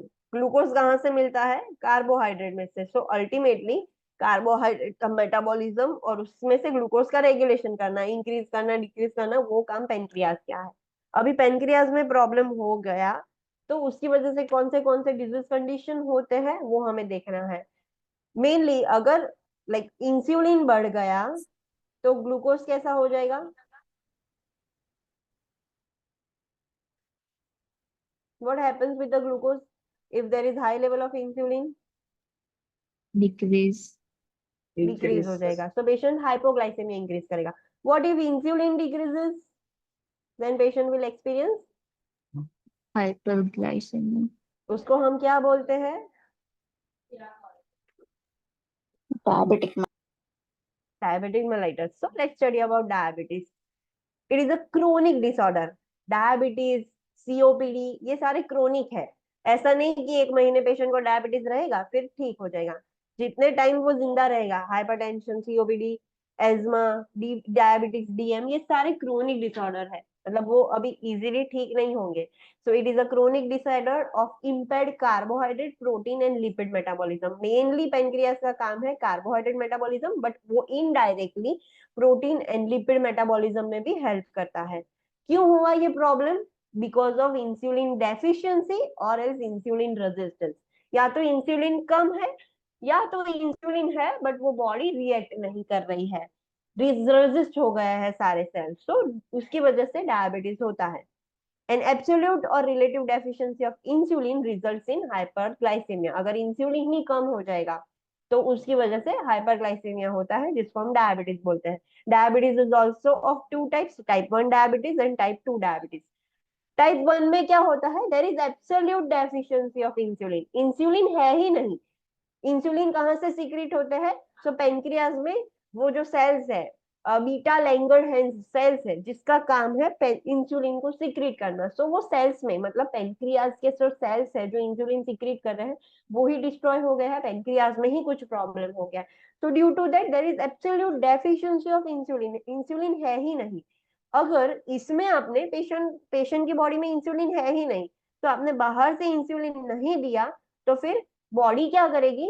Normally body cells को काम करने के लिए एनर्जी चाहिए। एनर्जी मिलती कहाँ से है? ग्लूकोज में से मिलती है। ग्लूकोज है बॉडी में बट वो यूज नहीं हो पा रहा है due to deficiency of insulin. तो बॉडी को तो काम करने के लिए कुछ भी चाहिए। सो कार्बोहाइड्रेट मेटाबॉलिज्म के बाद सेकंड क्या मेटाबोलाइज होता है? सीक्वेंस क्या है? फर्स्ट कार्बोहाइड्रेट मेटाबोलाइज होता है to consume the energy. Carbohydrate enough ना हो या एब्जॉर्प्शन ना हो सके तो फिर कौन क्या चीज मेटाबोलाइज होगी? कार्बोहाइड्रेट के बाद सेकेंड क्या मेटाबोलाइज होता है? Fat. फैट मेटाबॉलिज्म होगा। फैट भी ना हो, फॉर एग्जाम्पल पेशेंट की बॉडी में फैट भी कम है, या तो फैट यूटिलाइज हो गया है, पेशेंट बहुत टाइम से भूखा है, फैट भी सब खत्म हो गया, तो फिर अब बॉडी एनर्जी के लिए किसको ब्रेक डाउन करेगी? Protein. प्रोटीन। सो ये सीक्वेंस है, पहले कार्बोहाइड्रेट में से एनर्जी निकालता है हमारा body, then fat and then protein. So carbohydrates है बट इंसुलिन की कमी की वजह से वो यूज नहीं हो पा रहा है एनर्जी के लिए, तो फिर बॉडी ने एनर्जी के लिए फैट का मेटाबॉलिज्म स्टार्ट कर दिया। बट वो जो फैट का जो बाय प्रोडक्ट है कीटोन्स, उसमें से एनर्जी मिलेगी बट उसको भी इंसुलिन होगा तभी वो सेल्स यूज कर पाएंगे कीटोन। बट इंसुलिन तो है ही नहीं, तो फिर वो कीटोन ब्लड के अंदर ही जमा हो जाएगा and there will be ketonemia, or we can say it is ketoacidosis, that is hydrogen ion, positive ion है तो उसकी वजह से एसिडोसिस हो सकता है। सो इतना सिंपली याद रखना है। ये सारा जो मैंने पैथोफिजियोलॉजी समझाया वो हम बीके में स्टडी करेंगे, बट अभी इतना याद रखो, डायबिटीज 1 में, टाइप 1 में क्या होता है? There is deficiency of insulin. And diabetes 2 में relative lack of insulin. Relative lack of insulin मतलब कंप्लीटली इंसुलिन सिक्रीशन बंद हो गया ऐसा नहीं है, हो रहा है बट कम हो रहा है, या तो इनफ हो रहा है बट बॉडी रेजिस्ट हो गई है। So there is little bit of deficiency और एल्स रेजिस्टेंस, रेजिस्टेंस वर्ड याद रखो तो आपको इजीली याद रहेगा। तो टाइप 2 में इंसुलिन है बट बॉडी उसको रिस्पॉन्ड नहीं कर रही है। So insulin is sufficient to stabilise the fat and protein metabolism but not the carbohydrate metabolism. हमने पहले क्या देखा आगे की पैथोफिजियोलॉजी में, बॉडी नॉर्मली कार्बोहाइड्रेट को ब्रेक डाउन करके ग्लूकोज बनाती है एंड वो ग्लूकोज इंसुलिन के साथ बाइंड होके एज अ एनर्जी सेल में जाता है। बट इंसुलिन है ही नहीं, सो बॉडी ने क्या किया, फैट का ब्रेकडाउन स्टार्ट कर दिया। फैट के ब्रेकडाउन में से कीटोन निकलेगा, उसको भी अंदर ले जाने के लिए, सेल के अंदर ले जाने के लिए इंसुलिन तो लगेगा। सो ऐसा नहीं है कि कंप्लीटली इंसुलिन नहीं था, थोड़ा इंसुलिन था, जितने इंसुलिन से कीटोन यूज हो जाएगा। सो वो इंसुलिन से सारा कीटोन यूज हो गया, सो बॉडी को तो मिल गया। So there is no any excess accumulation of ketone in the blood. So इसी वजह से टाइप 2 में कीटो एसिडोसिस नहीं होता है। जो इंसुलिन है जितना है, कम इंसुलिन है, उतना इंसुलिन सफिशिएंट है। अगर फैट एंड प्रोटीन मेटाबॉलिज्म हुआ है तो उससे एनर्जी लेने के लिए उतना इंसुलिन सफिशिएंट है, बट उतने इंसुलिन से कार्बोहाइड्रेट यूज नहीं हो पा रहा है। अंडरस्टूड? यस और no? Yes Yes, ma'am. Okay. तो जो डायबिटिक पर्सन है, जो हम मेडिसिन देते हैं, ये मेटफॉर्मिन और वो सारी मेडिसिन, वो करती क्या है, वो इंसुलिन प्रोडक्शन नहीं बढ़ाती। वो मेडिसिन एक्चुअली एक मीडिएटर का काम करती है। ये इंसुलिन है और ये ग्लूकोज है, हम मेटफॉर्मिन देंगे तो वो इंसुलिन एंड ग्लूकोज को बाइंड करवाने में हेल्प करेगा एंड फिर ग्लूकोज कम हो जाएगा। तो वो जो रेजिस्ट हो गया था, वो रेजिस्टिविटी कम करने के लिए हम जो दवाई देते हैं वो टाइप 2 में हम देते हैं। It does not directly increases the insulin. Insulin increase करने की भी मेडिसिन है, बट पेशेंट को अगर रेजिस्टिविटी है, बॉडी में इनफ इंसुलिन है बट वो रेजिस्ट हो गया है, तो हम मेटफॉर्मिन और ऐसी दवाई देंगे तो उससे जो बाइंडिंग होना चाहिए वो होगा एंड अल्टीमेटली ग्लूकोज कम हो जाएगा। Next is metabolic syndrome. What is metabolic syndrome? उसका दूसरा नाम है सिंड्रोम एक्स। ये दोनों उसके नाम है, मेटाबॉलिक सिंड्रोम। सिंड्रोम मतलब ग्रुप ऑफ सिम्टम्स। सो बहुत सारे मेटाबॉलिक डिसऑर्डर्स होंगे। Let's see, metabolic syndrome also known as syndrome X, and the individual has a coexisting risk factor for developing type 2 diabetes mellitus। अगर कोई patient को metabolic syndrome है तो उसकी वजह से उसको टाइप 2 डीएम होने के रिस्क बढ़ जाएंगे। अब मेटाबॉलिक सिंड्रोम में होगा क्या, तो क्या चीजें प्रेजेंट होती है तब हम पेशेंट को बोलते हैं कि इसको मेटाबॉलिक सिंड्रोम है? बहुत सारी चीजें एक साथ प्रेजेंट होगी। पेशेंट को एब्डोमिनल ओबेसिटी होगी, मतलब पेट बाहर होगा, फिर हाइपरग्लाइसीमिया है, हाइपरटेंशन है, हाई ट्राइग्लिसराइड लेवल है and low high density lipoprotein है, मतलब इन शॉर्ट कोलेस्ट्रॉल लेवल ज्यादा है। सो जब पेशेंट को बीपी भी है, good cholesterol that is high density lipoprotein कम है, एंड जो बैड कोलेस्ट्रॉल है, एलडीएल ट्राइग्लिसराइड वो ज्यादा है, इन शॉर्ट कोलेस्ट्रॉल लेवल ज्यादा है, फिर बीपी है, ओबेज है पर्सन एंड शुगर भी ज्यादा आ रहा है, तो ये सारी रीजन की वजह से अब उसको टाइप 2 डायबिटीज हो जाएगा। सो ये सारे जो रीजन है, abdominal obesity, hyperglycaemia, hypertension, high cholesterol, ये सबको हम क्या बोलेंगे, मेटाबॉलिक सिंड्रोम। सो जब भी वर्ड मेटाबॉलिक सिंड्रोम आए कि अ person is suffering from metabolic syndrome, तो आपके दिमाग में ये स्ट्राइक होना चाहिए कि पर्सन को बीपी भी है, कोलेस्ट्रॉल भी है, ग्लूकोज भी ज्यादा है, ओबेस भी है पर्सन। सो ये सब चीजें मिलाकर अब उसको डायबिटीज 2 टाइप 2 होगा ही। अब patient can not resist this problem. So ये सारी रीजंस है, मेटाबॉलिक सिंड्रोम की वजह से टाइप 2 डायबिटीज का रिस्क बढ़ता है। Okay. Diabetes mellitus can lead to chronic health problems and early death as a result of complications that occur in a large and small blood vessels in the tissues and organs. Yes, एक diabetes होगा तो उससे बहुत सारे chronic health problems भी हो सकते हैं पेशेंट को, उसका लाइफ स्पान भी कम हो जाएगा, उसकी अर्ली डेथ हो सकती है। क्यों अर्ली डेथ होती है? बिकॉज ड्यू टू डायबिटीज जो ब्लड वेसल्स हैं, हमारी बॉडी के ऑर्गन्स की टिश्यू की जो ब्लड वेसल्स हैं वो डैमेज होना स्टार्ट हो जाती है। मैक्रोवेस्क्यूलर कॉम्प्लिकेशंस क्या होंगे? मैक्रोवेस्क्यूलर मतलब कौन सी ब्लड वेसल्स की बात हो रही है, लार्ज और स्मॉल? Large. लार्जर।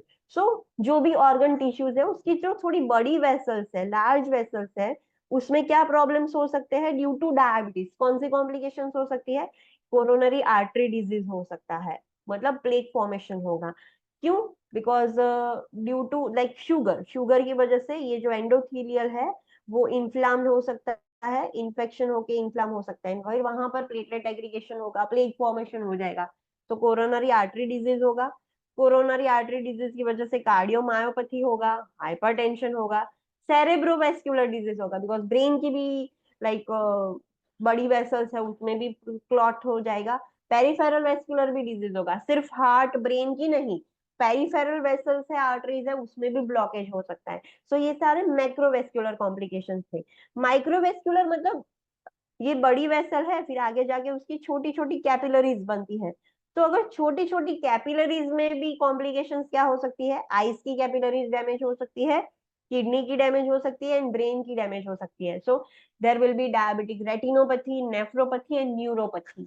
तो ये सारे प्रॉब्लम्स हो सकते हैं। आपने कुछ पेशेंट्स देखे होंगे कि ड्यू टू डायबिटीज आंखें चली गई उनकी, किडनी खराब हो गई, ब्रेन में प्रॉब्लम हो गया। सो ये सारी चीजें हो सकती है।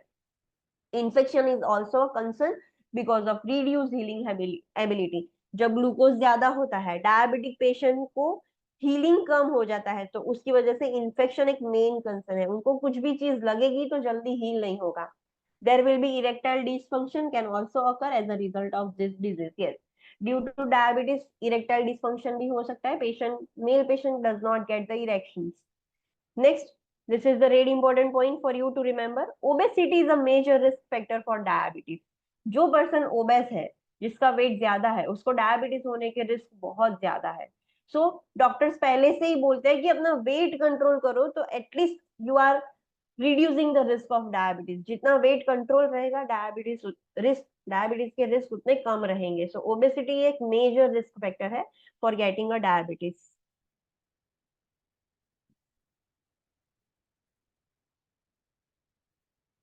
Okay, assessment. जो भी पर्सन डायबिटिक है उसके साइन एंड सिम्टम्स क्या होंगे, तो 3 P's सबसे कॉमन है। Which are this 3 P's? 3 P कौन से है, कॉमन है टाइप 1 में? It is mention here. ये 3 P आपको याद रखना है। अगर ये तीनों P क्वेश्चन के अंदर लिखे हैं, so immediately you have to think that patient is suffering from diabetes. There will be polyuria, polydipsia, polyphagia. ये तीनों P याद रखना है। What is polyuria? excessive urination, Excessive urination. Polydipsia, excessive thirst, excessive thirst. And polyphagia, what is that? excessive hunger, Excessive hunger. तो जो भी type 1 diabetes patient है उसको यूरिन प्रोडक्शन भी ज्यादा होगा, प्यास भी ज्यादा लगेगी, एंड भूख भी ज्यादा लगेगी। तो ये 3 P कॉमन है। There will be hyperglycemia. Yes, हम ब्लड शुगर चेक करेंगे तो हाइपरग्लाइसेमिया, ब्लड के अंदर शुगर ज्यादा ही आएगा। Weight loss common in type 1 diabetes but rare in type 2 diabetes. Type 1 हमने देखा ओबेसिटी की वजह से हुआ उसको डायबिटीज, एंड अगर टाइप 1 डायबिटीज हुआ तो फिर उसको वेट लॉस हो सकता है। एंड ओबेसिटी की वजह से कौन सा डायबिटीज होता है, टाइप 1 और टाइप 2? 2. टाइप 2 सबसे कॉमन है। Due to obesity insulin resistance ज्यादा होता है, बट टाइप 1 डायबिटीज है तो उसकी वजह से वेट लॉस होता है। So it is very common in type 1 but very rare in type 2। Blood vision हो सकता है, वुंड हीलिंग स्लो हो जाएगा, वजाइनल इन्फेक्शंस बढ़ जाएंगे, वीकनेस होगी, पैरेस्थेशिया होगा, signs of inadequate circulation to the feet. Feet में अच्छे से सर्कुलेशन नहीं होगा। क्यों? Due to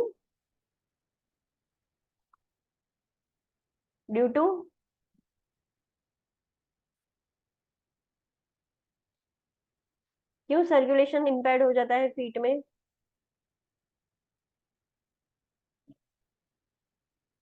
what is this?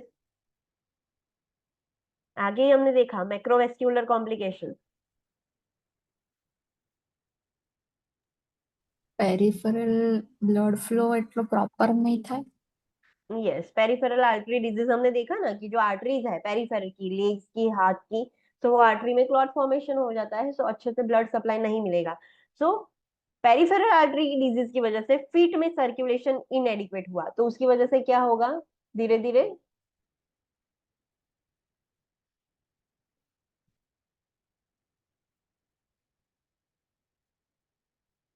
क्या होगा?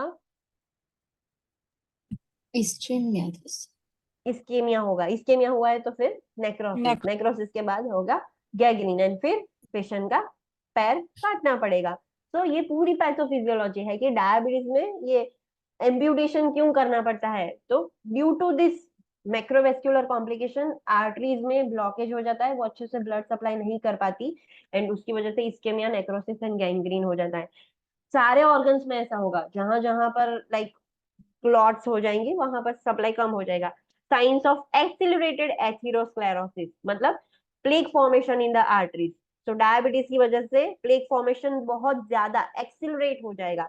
तो किडनीज की आर्टरीज में, ब्रेन की, हार्ट की, पेरिफेरल सारी आर्टरीज में प्लेक फॉर्मेशन, एथेरोस्क्लेरोसिस बूस्ट हो जाएगा ड्यू टू डायबिटीज। फिर वो सारे ऑर्गन फेल हो जाएंगे। अभी डायबिटीज है तो पेशेंट को डाइट का ध्यान रखना है। Just a minute.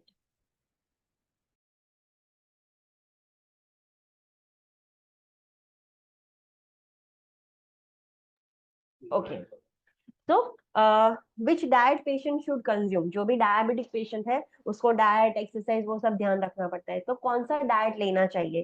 तो the diabetic line should take into account weight, medicine, activity level and other health problems. जो भी डायबिटिक वाले पेशेंट है उसका जो डाइट है, वो डाइट क्या चीजों को ध्यान में रख के बताना चाहिए, उसके वेट के अकॉर्डिंग। कुछ मेडिसिन ले रहा है, एक्टिविटी लेवल कैसा है पेशेंट का, ज्यादा कम है, दूसरी कुछ बीमारी है कि नहीं, वो सब कुछ ध्यान में रख के पेशेंट का डाइट हम बनाते हैं।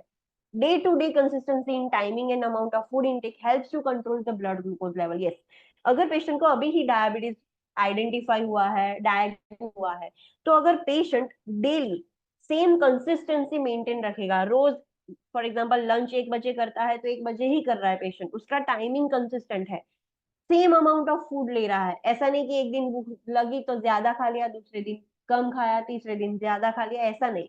Same consistent time and amount of food अगर वो मेंटेन करेगा तो उससे ही वो ब्लड ग्लूकोज मेंटेन कर पाएगा without any medications. Only through diet and exercise patient can control the blood glucose level.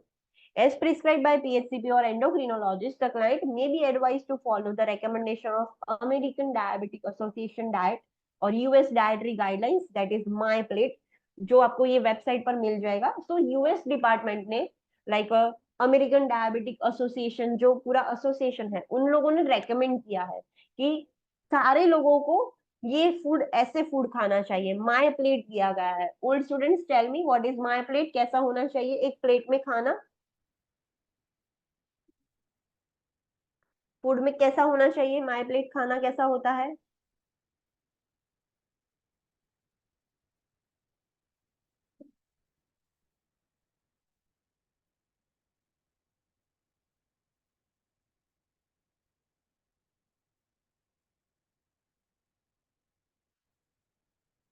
My plate खाना कैसा होता है? भूल गए आप? Carbohydrate, proteins. ओके, बैलेंस होता है, कितना प्रोटीन कितना होता है, क्या होता है? ऐसे ये प्लेट है, प्लेट के अंदर कितना, मैं अब बताऊं आपको कितना क्या होगा? 25% प्रोटीन। ओके, तो चलो ये प्रोटीन हो गया। फिर आधी वेजिटेबल। प्लेट किससे होनी चाहिए? आधी प्लेट फ्रूट्स एंड वेजिटेबल्स। सो ऐसे पूरी एक साइड की आधी प्लेट में फ्रूट्स एंड वेजिटेबल्स होने चाहिए। ये प्रोटीन हो गया, और ये क्या होगा यहाँ पर? ग्रेन्स। ग्रेन्स मतलब कार्ब्स, हम कह सकते हैं कि कार्बोहाइड्रेट, ग्रेन्स इतना होना चाहिए, एंड कुछ भी साथ में क्या होना चाहिए, कोई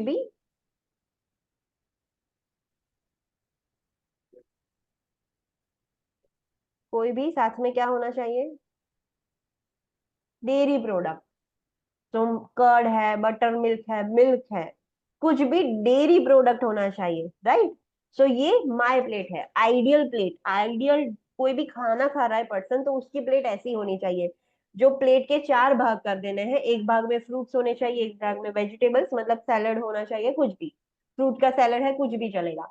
एक में कार्ब्स होंगे लाइक ग्रेन्स, ग्रेन्स में व्हीट की चपाती, जो भी कोई भी ग्रेन्स होने चाहिए, एंड एक पोर्शन है वो प्रोटीन का होना चाहिए, एंड दूसरा जो पोर्शन है उसमें कोई भी डेयरी प्रोडक्ट चलेगा, कर्ड है, बटर मिल्क है, मिल्क है, कोई भी, बट इतना पोर्शन डेयरी प्रोडक्ट का होना चाहिए। So this is the ideal recommendation. जो अमेरिकन डायबिटिक एसोसिएशन है वो सब लोगों को बोलता है कि सब लोग ये हेल्दी डाइट फॉलो करनी चाहिए। ये आपको, हम ये सब डिटेल में न्यूट्रिशन में पढ़ेंगे, but there is a link, कि वो लिंक पर देख के आपको पता चल जाएगा। ओके, कार्बोहाइड्रेट काउंटिंग में भी simpler approach for some client. जो डायबिटिक पेशेंट होते हैं, आपने देखा होगा कि वो कार्बोहाइड्रेट काउंट करते हैं। आपने, अभी तो इंस्टाग्राम पर भी बहुत कॉमन है, कुछ भी खाने से पहले वो देखते हैं कि इसमें से प्रोटीन कितना मिलता है, इसमें से कार्ब्स कितना मिलता है। तो कार्बोहाइड्रेट काउंटिंग बहुत सिंपल अप्रोच है। जितना कार्बोहाइड्रेट इंजेक्शन कम होगा उतना ग्लूकोज रेगुलेशन अच्छा कर पाएगा पेशेंट। तो जो भी डायबिटिक पेशेंट है उसको बोलना है कि कार्ब पर ध्यान ज्यादा रखो, आपको कार्बोहाइड्रेट ज्यादा नहीं लेना है। So it focuses on the total grams of carbohydrate eaten per meal. एक मील में, मतलब ब्रेकफास्ट में, लंच में, डिनर में, एक मील में वो कितना कार्बोहाइड्रेट ले रहा है उस पर ज्यादा फोकस करेगा। सो पेशेंट काउंट करके लेगा कि मैं ये खा रहा हूँ तो मुझे इतना कार्बोहाइड्रेट मिल रहा है, मैंने आज लंच में ये खाया उसमें मुझे इतना कार्बोहाइड्रेट मिला, तो उसको कार्बोहाइड्रेट गिन कर खाना है। The client may be more compliant with carbohydrate counting, resulting in better glycemic control. It is usually necessary for clients undergoing intense insulin therapy. Yes, जितना पेशेंट कार्बोहाइड्रेट गिन कर खाएगा उससे बेटर ग्लाइसेमिक कंट्रोल रहेगा। एंड समटाइम्स अगर patient को बहुत ज्यादा डायबिटिक, मतलब वो स्टेज में है, बहुत ज्यादा इंसुलिन थेरापी ले रही है, तो उसके लिए तो ये बहुत ही इंपॉर्टेंट है carb counting. So carbohydrate counting is very important in simpler approach. Incorporate the diet into individual client needs, lifestyle and cultural and socio-economic pattern. Yes, फिर हम डाइट ऐसा बोले, कोई आपके पास फॉर एग्जांपल इंडियन सिनारियो के according हम देखने जा रहे हैं, तो आपके पास कोई गरीब पेशेंट आया है, तो आप उसको ऐसा नहीं बोल सकते कि include paneer avocado in your diet. So आपको उसके सोशियो इकोनॉमिक पैटर्न्स, उसके कल्चर में, in some culture they will not prefer the non-vegetarian food or eggs. So depending on their culture, depending on their lifestyle, depending on their socio-economic pattern, आप उसके according उसके लिए diet plan बनाओगे। Same diet plan सबके लिए नहीं हो सकता।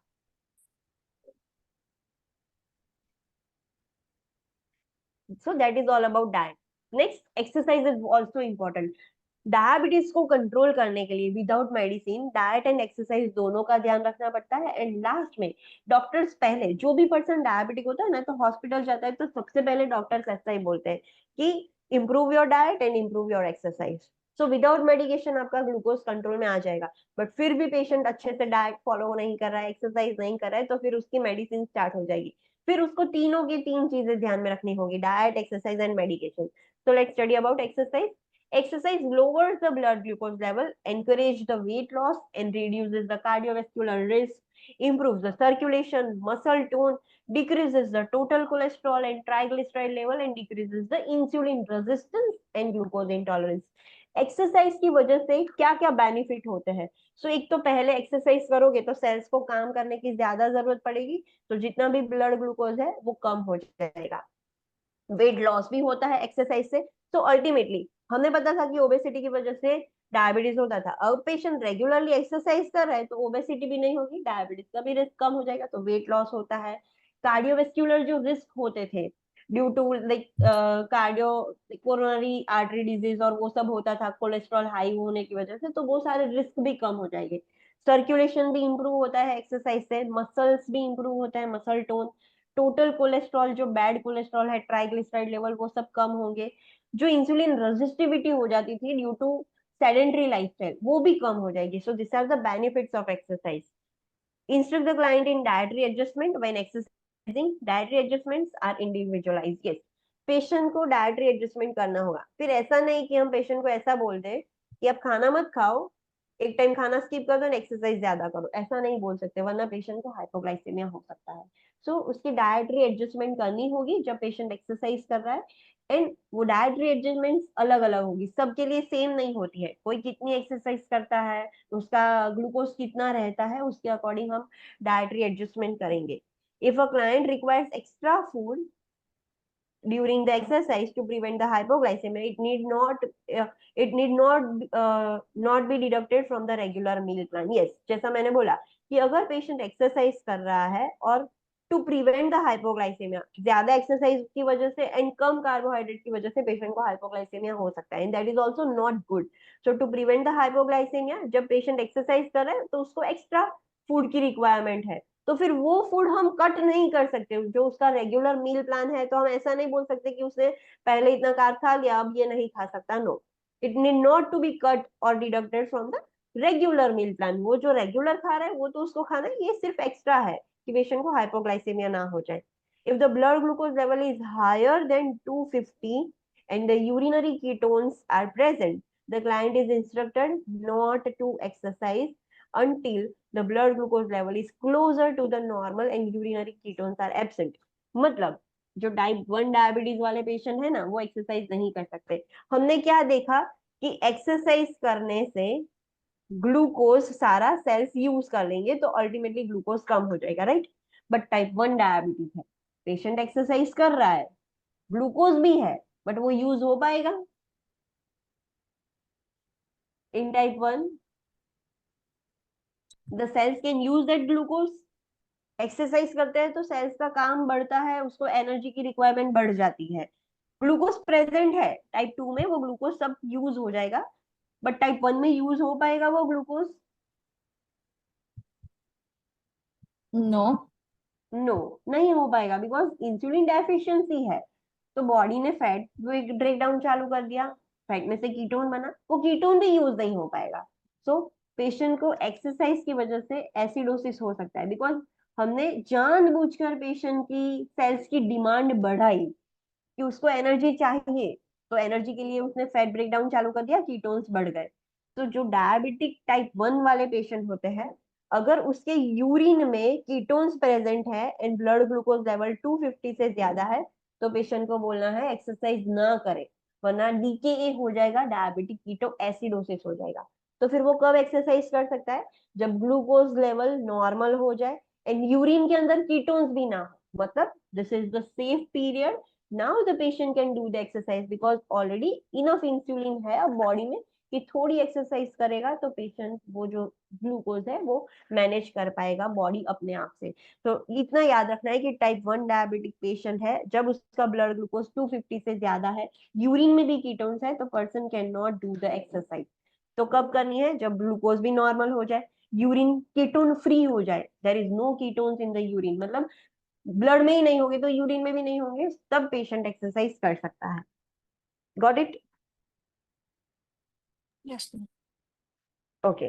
The client should try to exercise at the same time each day and should exercise when the glucose from the meal is peaking, not when the insulin or glucose lowering medications are peaking. Yes, patient को बोलना है कि आप exercise करते हो तो daily same time पर exercise करनी है.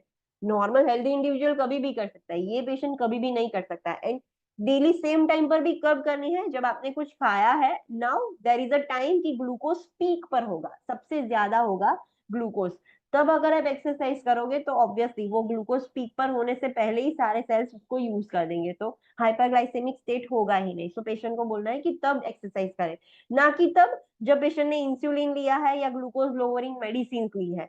फिर ऑलरेडी इंसुलिन लिया है, पेशेंट ने एक्सरसाइज की, तो ज्यादा हाइपोग्लाइसेमिया हो जाएगा ना, पेशेंट को प्रॉब्लम हो जाएगा. तो ये पेशेंट को सिखाना है कि सेम टाइम पर करनी है, और कब करनी है? जब आपने कुछ खाना खाया है एंड ग्लूकोज पीक पर हो, तब एक्सरसाइज ज्यादा करनी है.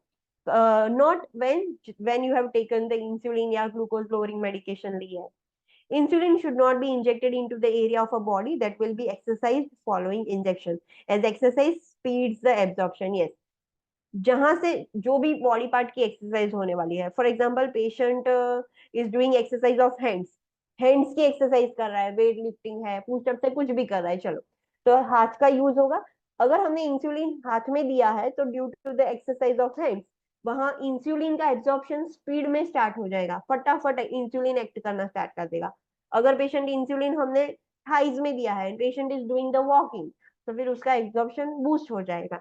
सो इतना याद रखना है कि पेशेंट को बोलना है कि जहां पर आपको एक्सरसाइज करनी है, जो ऑर्गन आप यूज करने वाले हो, वहां पर इंसुलिन मत लो, वरना इंसुलिन का एब्जॉर्प्शन स्पीड में हो जाएगा and immediately sugar level down हो जाएगा.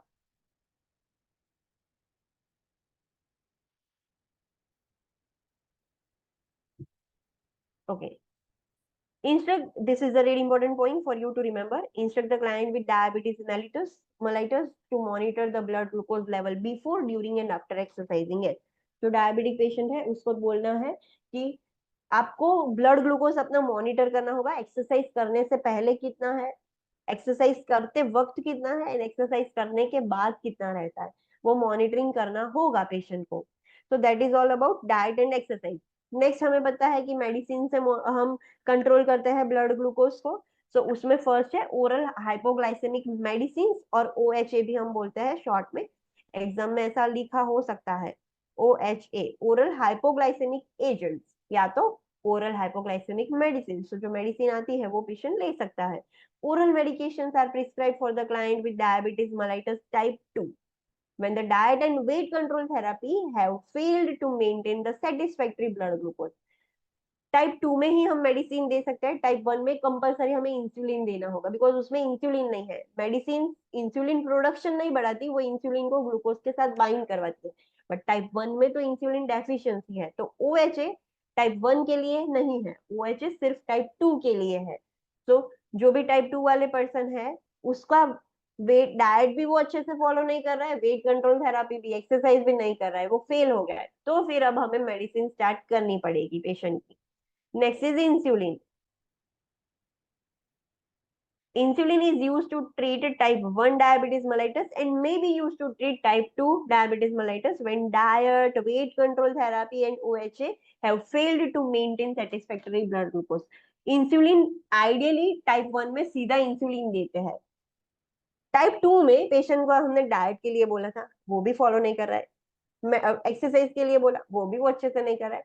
OHA भी स्टार्ट किए, वो भी वो अच्छे से नहीं ले रहा है. सो तीनों चीज करने के बावजूद भी हम सेटिस्फैक्टरी ब्लड ग्लूकोज को मेंटेन नहीं कर पाए, तो फिर हमें पेशेंट को अब इंसुलिन देना पड़ेगा.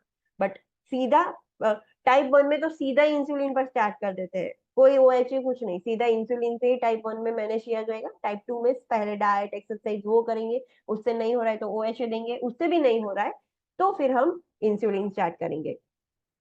ये चीज याद रखना.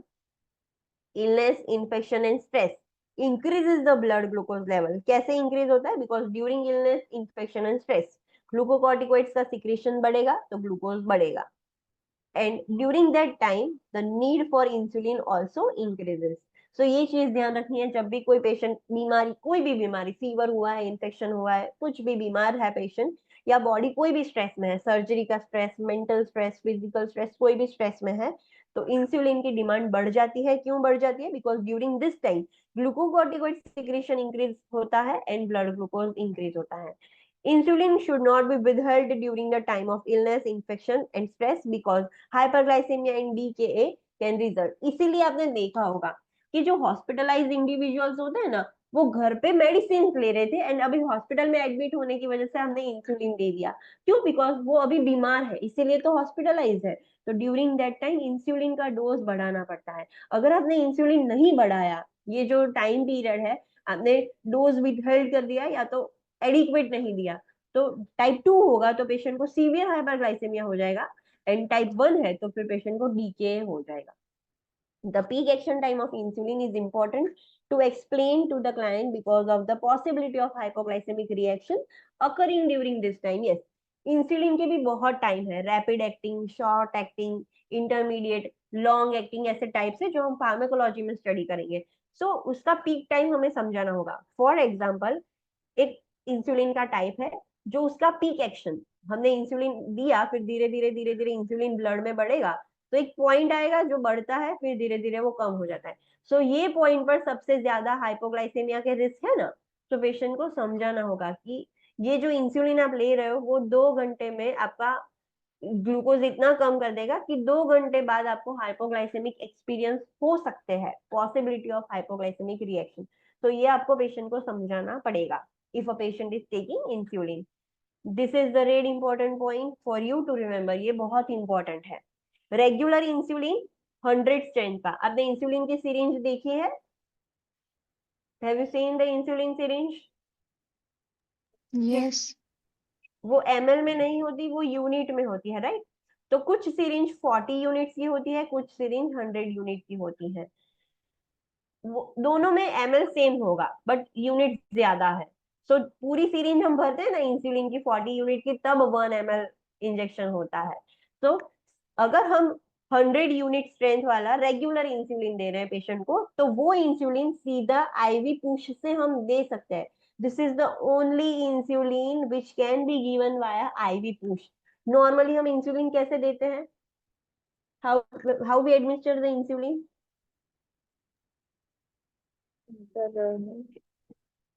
इंट्राडर्मल देते हैं।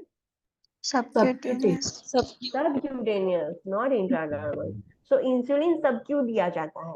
बट आपने देखा होगा कि कुछ पर्सन ऐसे हैं जो बहुत पुअर हाइपरग्लाइसेमिक कंट्रोल है, पुअर कंट्रोल है, डीके वाला है, तो इन्फ्यूजन से हम देते हैं ना आईवी से। देखा है ऐसा कोई पेशेंट की इन्फ्यूजन पंप से हम इंसुलिन दे रहे हैं कंटिन्यूअसली? Yes. हाँ। सो वो इंफ्यूजन पंप से देते हैं, but this is the only insulin. ये सारे इंसुलिन सबक्यू तो हम दे सकते हैं, but right now we are talking about IV administration. So regular insulin is the only insulin जो आईवी से, और वो भी आईवी पुश से।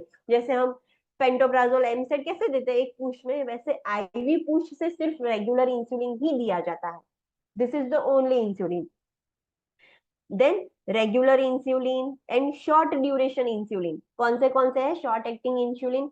लिस्प्रो, एस्पार्ट, ग्लूलिसिन, ये सारे शॉर्ट एक्टिंग इंसुलिन है which can be administer through IV but only via infusion.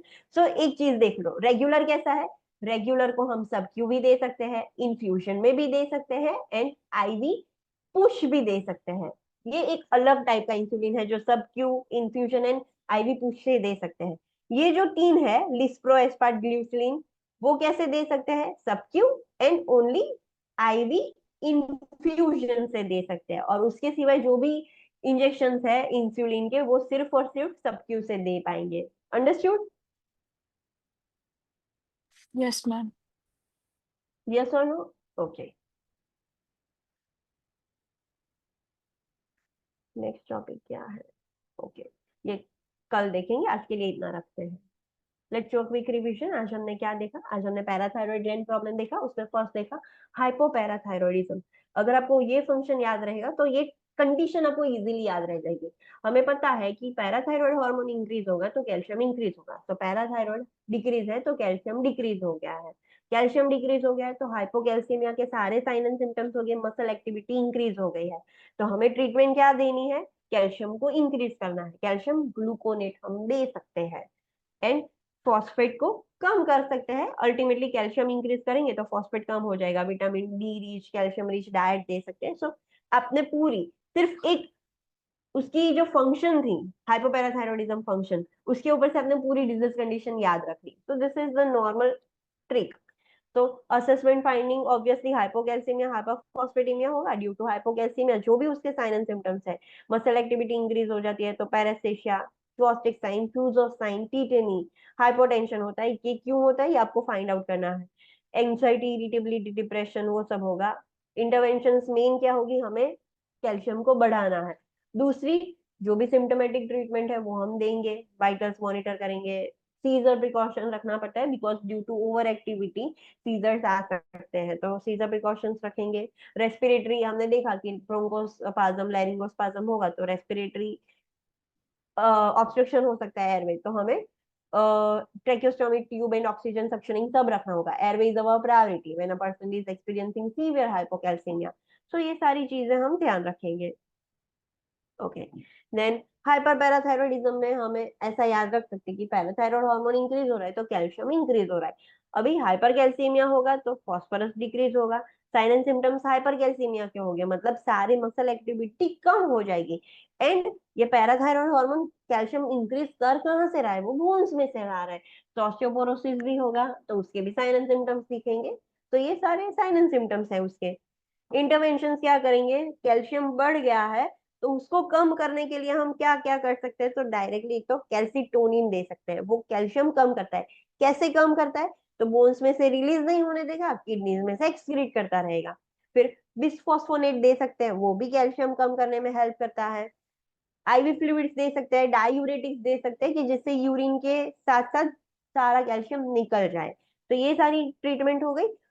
आपने ये सब किया फिर भी कैल्शियम कम नहीं हो रहा है, तो लास्ट में हम सर्जरी करके पैराथायरॉइड ग्लैंड को रिमूव कर देंगे, एक एक पैराथायरॉइड रिमूव कर देंगे तो कम हो जाएगा। So this can be done. But जो भी सिम्टम्स है पेशेंट के उसके अकॉर्डिंग भी हमें ट्रीटमेंट करनी होगी। फिर हमने देखा पैराथायरॉइडेक्टोमी। पैराथायरॉइडेक्टोमी मतलब रिमूवल ऑफ वन पैराथायरॉइड या मोर पैराथायरॉइड ग्लैंड। बट बहुत ज्यादा भी रिमूव कर देंगे तो फिर पेशेंट को हाइपोपैराथायरॉइडिज्म हो जाएगा। तो टू प्रिवेंट दिस डॉक्टर क्या करते हैं, ऑटो ट्रांसप्लांटेशन करते हैं। सो पैराथायरॉइडेक्टोमी में कौन सी प्रीफर्ड सर्जरी है, endoscopic radio guided parathyroidectomy with auto transplantation. मतलब वो पैराथायरॉइड ग्लैंड फोरआर्म में या तो स्टर्नोक्लेडोमास्टोइड मसल के अंदर रख देंगे जहां से वो पीटीएस सिक्रीट करता रहेगा। हमने उसके pre operative and post operative intervention देखे। Then problems of the pancreas gland देखे। पेंक्रियाज में मेन अभी तो इंसुलिन मेन है। तो इंसुलिन अगर कम हो जाएगा तो पेशेंट को हो जाएगा डायबिटीज। डायबिटीज दो टाइप के हैं, टाइप 1 टाइप 2। टाइप 1 में इंसुलिन डेफिशिएंसी है, पेनक्रियास के सेल्स इंसुलिन सिक्रीट ही नहीं कर पा रहे, प्रोड्यूस ही नहीं कर पा रहे। टाइप 2 में इंसुलिन है बट इतना नहीं है कि कार्बोहाइड्रेट मेटाबॉलिज्म हो, या तो रेजिस्ट हो गया है हमारी बॉडी, वो इंसुलिन से रिस्पॉन्ड नहीं कर रही है। टाइप 2 डायबिटीज मेटाबॉलिक सिंड्रोम वाले पेशेंट को होने का रिस्क ज्यादा है। मेटाबॉलिक सिंड्रोम में क्या होगा, एब्डोमिनल ओबेसिटी होगी, हाइपरग्लाइसेमिया होगा, हाइपरटेंशन होगा, हाई कोलेस्ट्रॉल होगा। ये सारे उसके साइन एंड सिम्टम्स हैं। ओके। फिर डायबिटीज की वजह से ब्लड वेसल्स डैमेज बहुत ज्यादा हो जाती है। माइक्रोवेस्कुलर कॉम्प्लिकेशन हमने देखी, माइक्रोवेस्कुलर कॉम्प्लिकेशन एक ही है, ड्यू टू डायबिटीज इन्फ्लामेशन की वजह से प्लेक फॉर्मेशन हो जाता है। बड़ी आर्टरी में होगा तो बड़ा नुकसान होगा, छोटी छोटी आर्टरीज में होगा तो भी डैमेज तो होने ही वाला है। तो eyes, brain, kidneys, peripheral organ सब कुछ डैमेज हो सकता है। What is the red important point, what is this red important point? Basically, a Obesity. major Obesity is the greatest or major risk factor for a person having a diabetes. Obesity है तो diabetes होने ही वाला है अगर वो weight manage नहीं करेगा तो। फिर हमने उसके साइन एंड सिम्टम्स देखे। 3 P's क्लासिकल साइन है टाइप 1 की, तो वो याद रखनी है, पोलीयूरिया, पोलीफेजिया, पोलीडिप्सिया। दूसरे सारे साइन एंड सिम्टम्स है। फिर हमने देखा कि डायबिटीज ब्लड शुगर को कंट्रोल करने के लिए exercise, diet, exercise and medicine, and last में इंसुलिन, ये 4 मेन इंटरवेंशन है, ये याद रखना है। कोई भी डायबिटिक पर्सन को पहले डॉक्टर पहली विजिट में सीधा मेडिसिन नहीं देता है, पहले डाइट एंड एक्सरसाइज से ही मैनेज करवाना होता है। उससे नहीं कर रहा है तो हम ओएचए देंगे, ओएचए से भी नहीं हो रहा है तो हम इंसुलिन करेंगे। बट अगर टाइप 1 है तो फिर वो पेशेंट को डाइट ध्यान रखना है एंड सीधा इंसुलिन ही स्टार्ट होगा। नो ओएचए, एक्सरसाइज भी उतना इंपॉर्टेंट नहीं है बिकॉज एक्सरसाइज की वजह से वर्स हो सकता है। बट ये जो सीक्वेंस है वो आपको याद रखनी है। डाइट कैसा होना चाहिए, कार्ब्स काउंट करके लेने हैं। सिर्फ ऐसा नहीं है कि शुगर में से ही, स्वीट फूड में से ही ग्लूकोज इंक्रीज होता है, कार्बोहाइड्रेट भी है। तो जो भी कार्ब है, कार्ब काउंटिंग करना करना पड़ेगा पेशेंट को, देखना है कि ईच मील में वो कितना कार्बोहाइड्रेट ले रहा है। Depending on the person lifestyle, culture, कितनी एक्सरसाइज कर रहा है, क्या कर रहा है, उसके अकॉर्डिंग सबका डाइट अलग अलग होगा। फिर जब पेशेंट एक्सरसाइज करता है तब डाइट उसको लाइक बीच में लेना पड़ेगा, वरना पेशेंट को हाइपोग्लाइसेमिया हो सकता है। डेली सेम टाइम पर सेम अमाउंट ऑफ फूड लेना है कि जिससे बैलेंस रह सके, कम ज्यादा खाने से प्रॉब्लम हो सकता है। एक्सरसाइज हमने देखा, एक्सरसाइज के बहुत सारे बेनिफिट्स हैं। फिर अगर पेशेंट का, यस, पेशेंट को टाइप 1 डायबिटीज है एंड पेशेंट का ब्लड शुगर 250 से भी ज्यादा है एंड यूरिन में भी कीटोन्स प्रेजेंट है, तो patient can do the exercise, patient no can do the exercise, no, patient can not do the exercise वरना डीके हो जाएगा, वर्स हो सकता है। सो पेशेंट को एक्सरसाइज कब करनी है, जब ब्लड ग्लूकोज भी नियर नॉर्मल है एंड यूरिन में कीटोन्स भी नहीं है प्रेजेंट, तब पेशेंट एक्सरसाइज कर सकता है। पेशेंट को बोलना है सेम डे सेम टाइम पर करें। एंड कब करना है, जब आपने कुछ खाया है एंड ग्लूकोज पीक पर है तब एक्सरसाइज करोगे तो बेनिफिट होगा, ना कि तब जब इंसुलिन लिया है या दवाई ली है। जो भी पार्ट में इंसुलिन ले रहे हो, आप इंजेक्शन ले रहे हो, वो पार्ट की एक्सरसाइज नहीं कर सकता पेशेंट। तो बेटर कि आज पेशेंट को पता है कि आज हैंड्स की एक्सरसाइज है या वॉकिंग करना है, तो वो जगह पर इंसुलिन ना लेके एब्डोमेन पर ले, हाथ की एक्सरसाइज है तो पैर में ले, सो कहीं और ले सकता है patient. Then what is this really important point?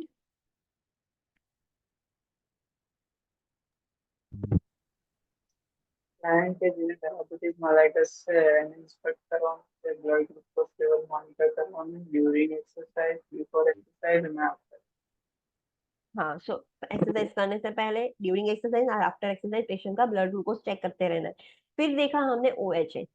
OHA जब डाइट से भी नहीं हुआ, एक्सरसाइज से भी नहीं हुआ, तब हम पेशेंट को OHA देंगे। OHA is not given in type 1, remember this thing. Next है इंसुलिन। टाइप 1 में सीधा इंसुलिन देते हैं, नो OHA। एंड टाइप 2 में पेशेंट को डाइट दिया, एक्सरसाइज दी, OHA भी दिया, फिर भी वो कंट्रोल नहीं कर पा रहा है, इसीलिए फिर हमें इंसुलिन अब देना पड़ा। During stress blood glucose increase होता है, इलनेस, स्ट्रेस, इन्फेक्शन, तो फिर इंसुलिन का डोज भी बढ़ाना पड़ेगा। अगर आप इंसुलिन डोज बढ़ाओगे नहीं या तो दोगे ही नहीं, तो फिर पेशेंट को सीवियर हाइपरग्लाइसेमिया एंड टाइप 1 है तो डीके हो सकता है। पेशेंट को बोलना है कि जब इंसुलिन अपनी पीक एक्टिविटी पर हो, depending on the type of insulin, वो आपको याद रखना पड़ेगा। हम फार्माकोलॉजी में स्टडी करेंगे, सारे टाइप्स आपको याद रखने पड़ेंगे कि कौन सा शॉर्ट एक्टिंग है, कौन सा रैपिड एक्टिंग है, वो सब याद रखना पड़ता है, उसके ऊपर से क्वेश्चंस आते हैं। So depending on the type of insulin they are using, उसको पता होना चाहिए कि इतने टाइम में वो इंसुलिन की एक्टिविटी पीक पर होती है। So during that time period patient will experience hypoglycaemic reactions. Okay, what is this red important point? Next red important point क्या है?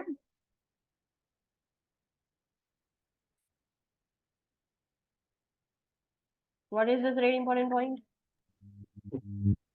તો રેગ્યુલર ઇન્સ્યુલિન છે એને આપણે IV પુશ દ્વારા એડમિનિસ્ટર કરી શકીએ અને જે Okay. શોર્ટ ડ્યુરેશન છે એને આપણે IV ઇન્ફ્યુઝન દ્વારા એડમિનિસ્ટર કરી શકીએ અને એના એક્સેપ્ટ જેટલા રહ્યા એ બધાને આપણે સબસ્ટિટ્યુટ કરી શકીએ।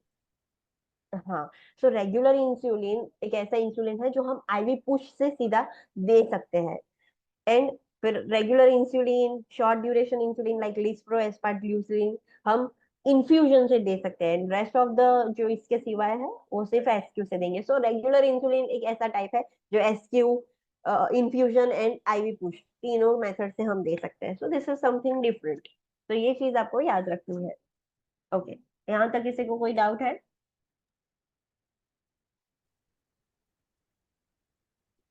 यस और नो?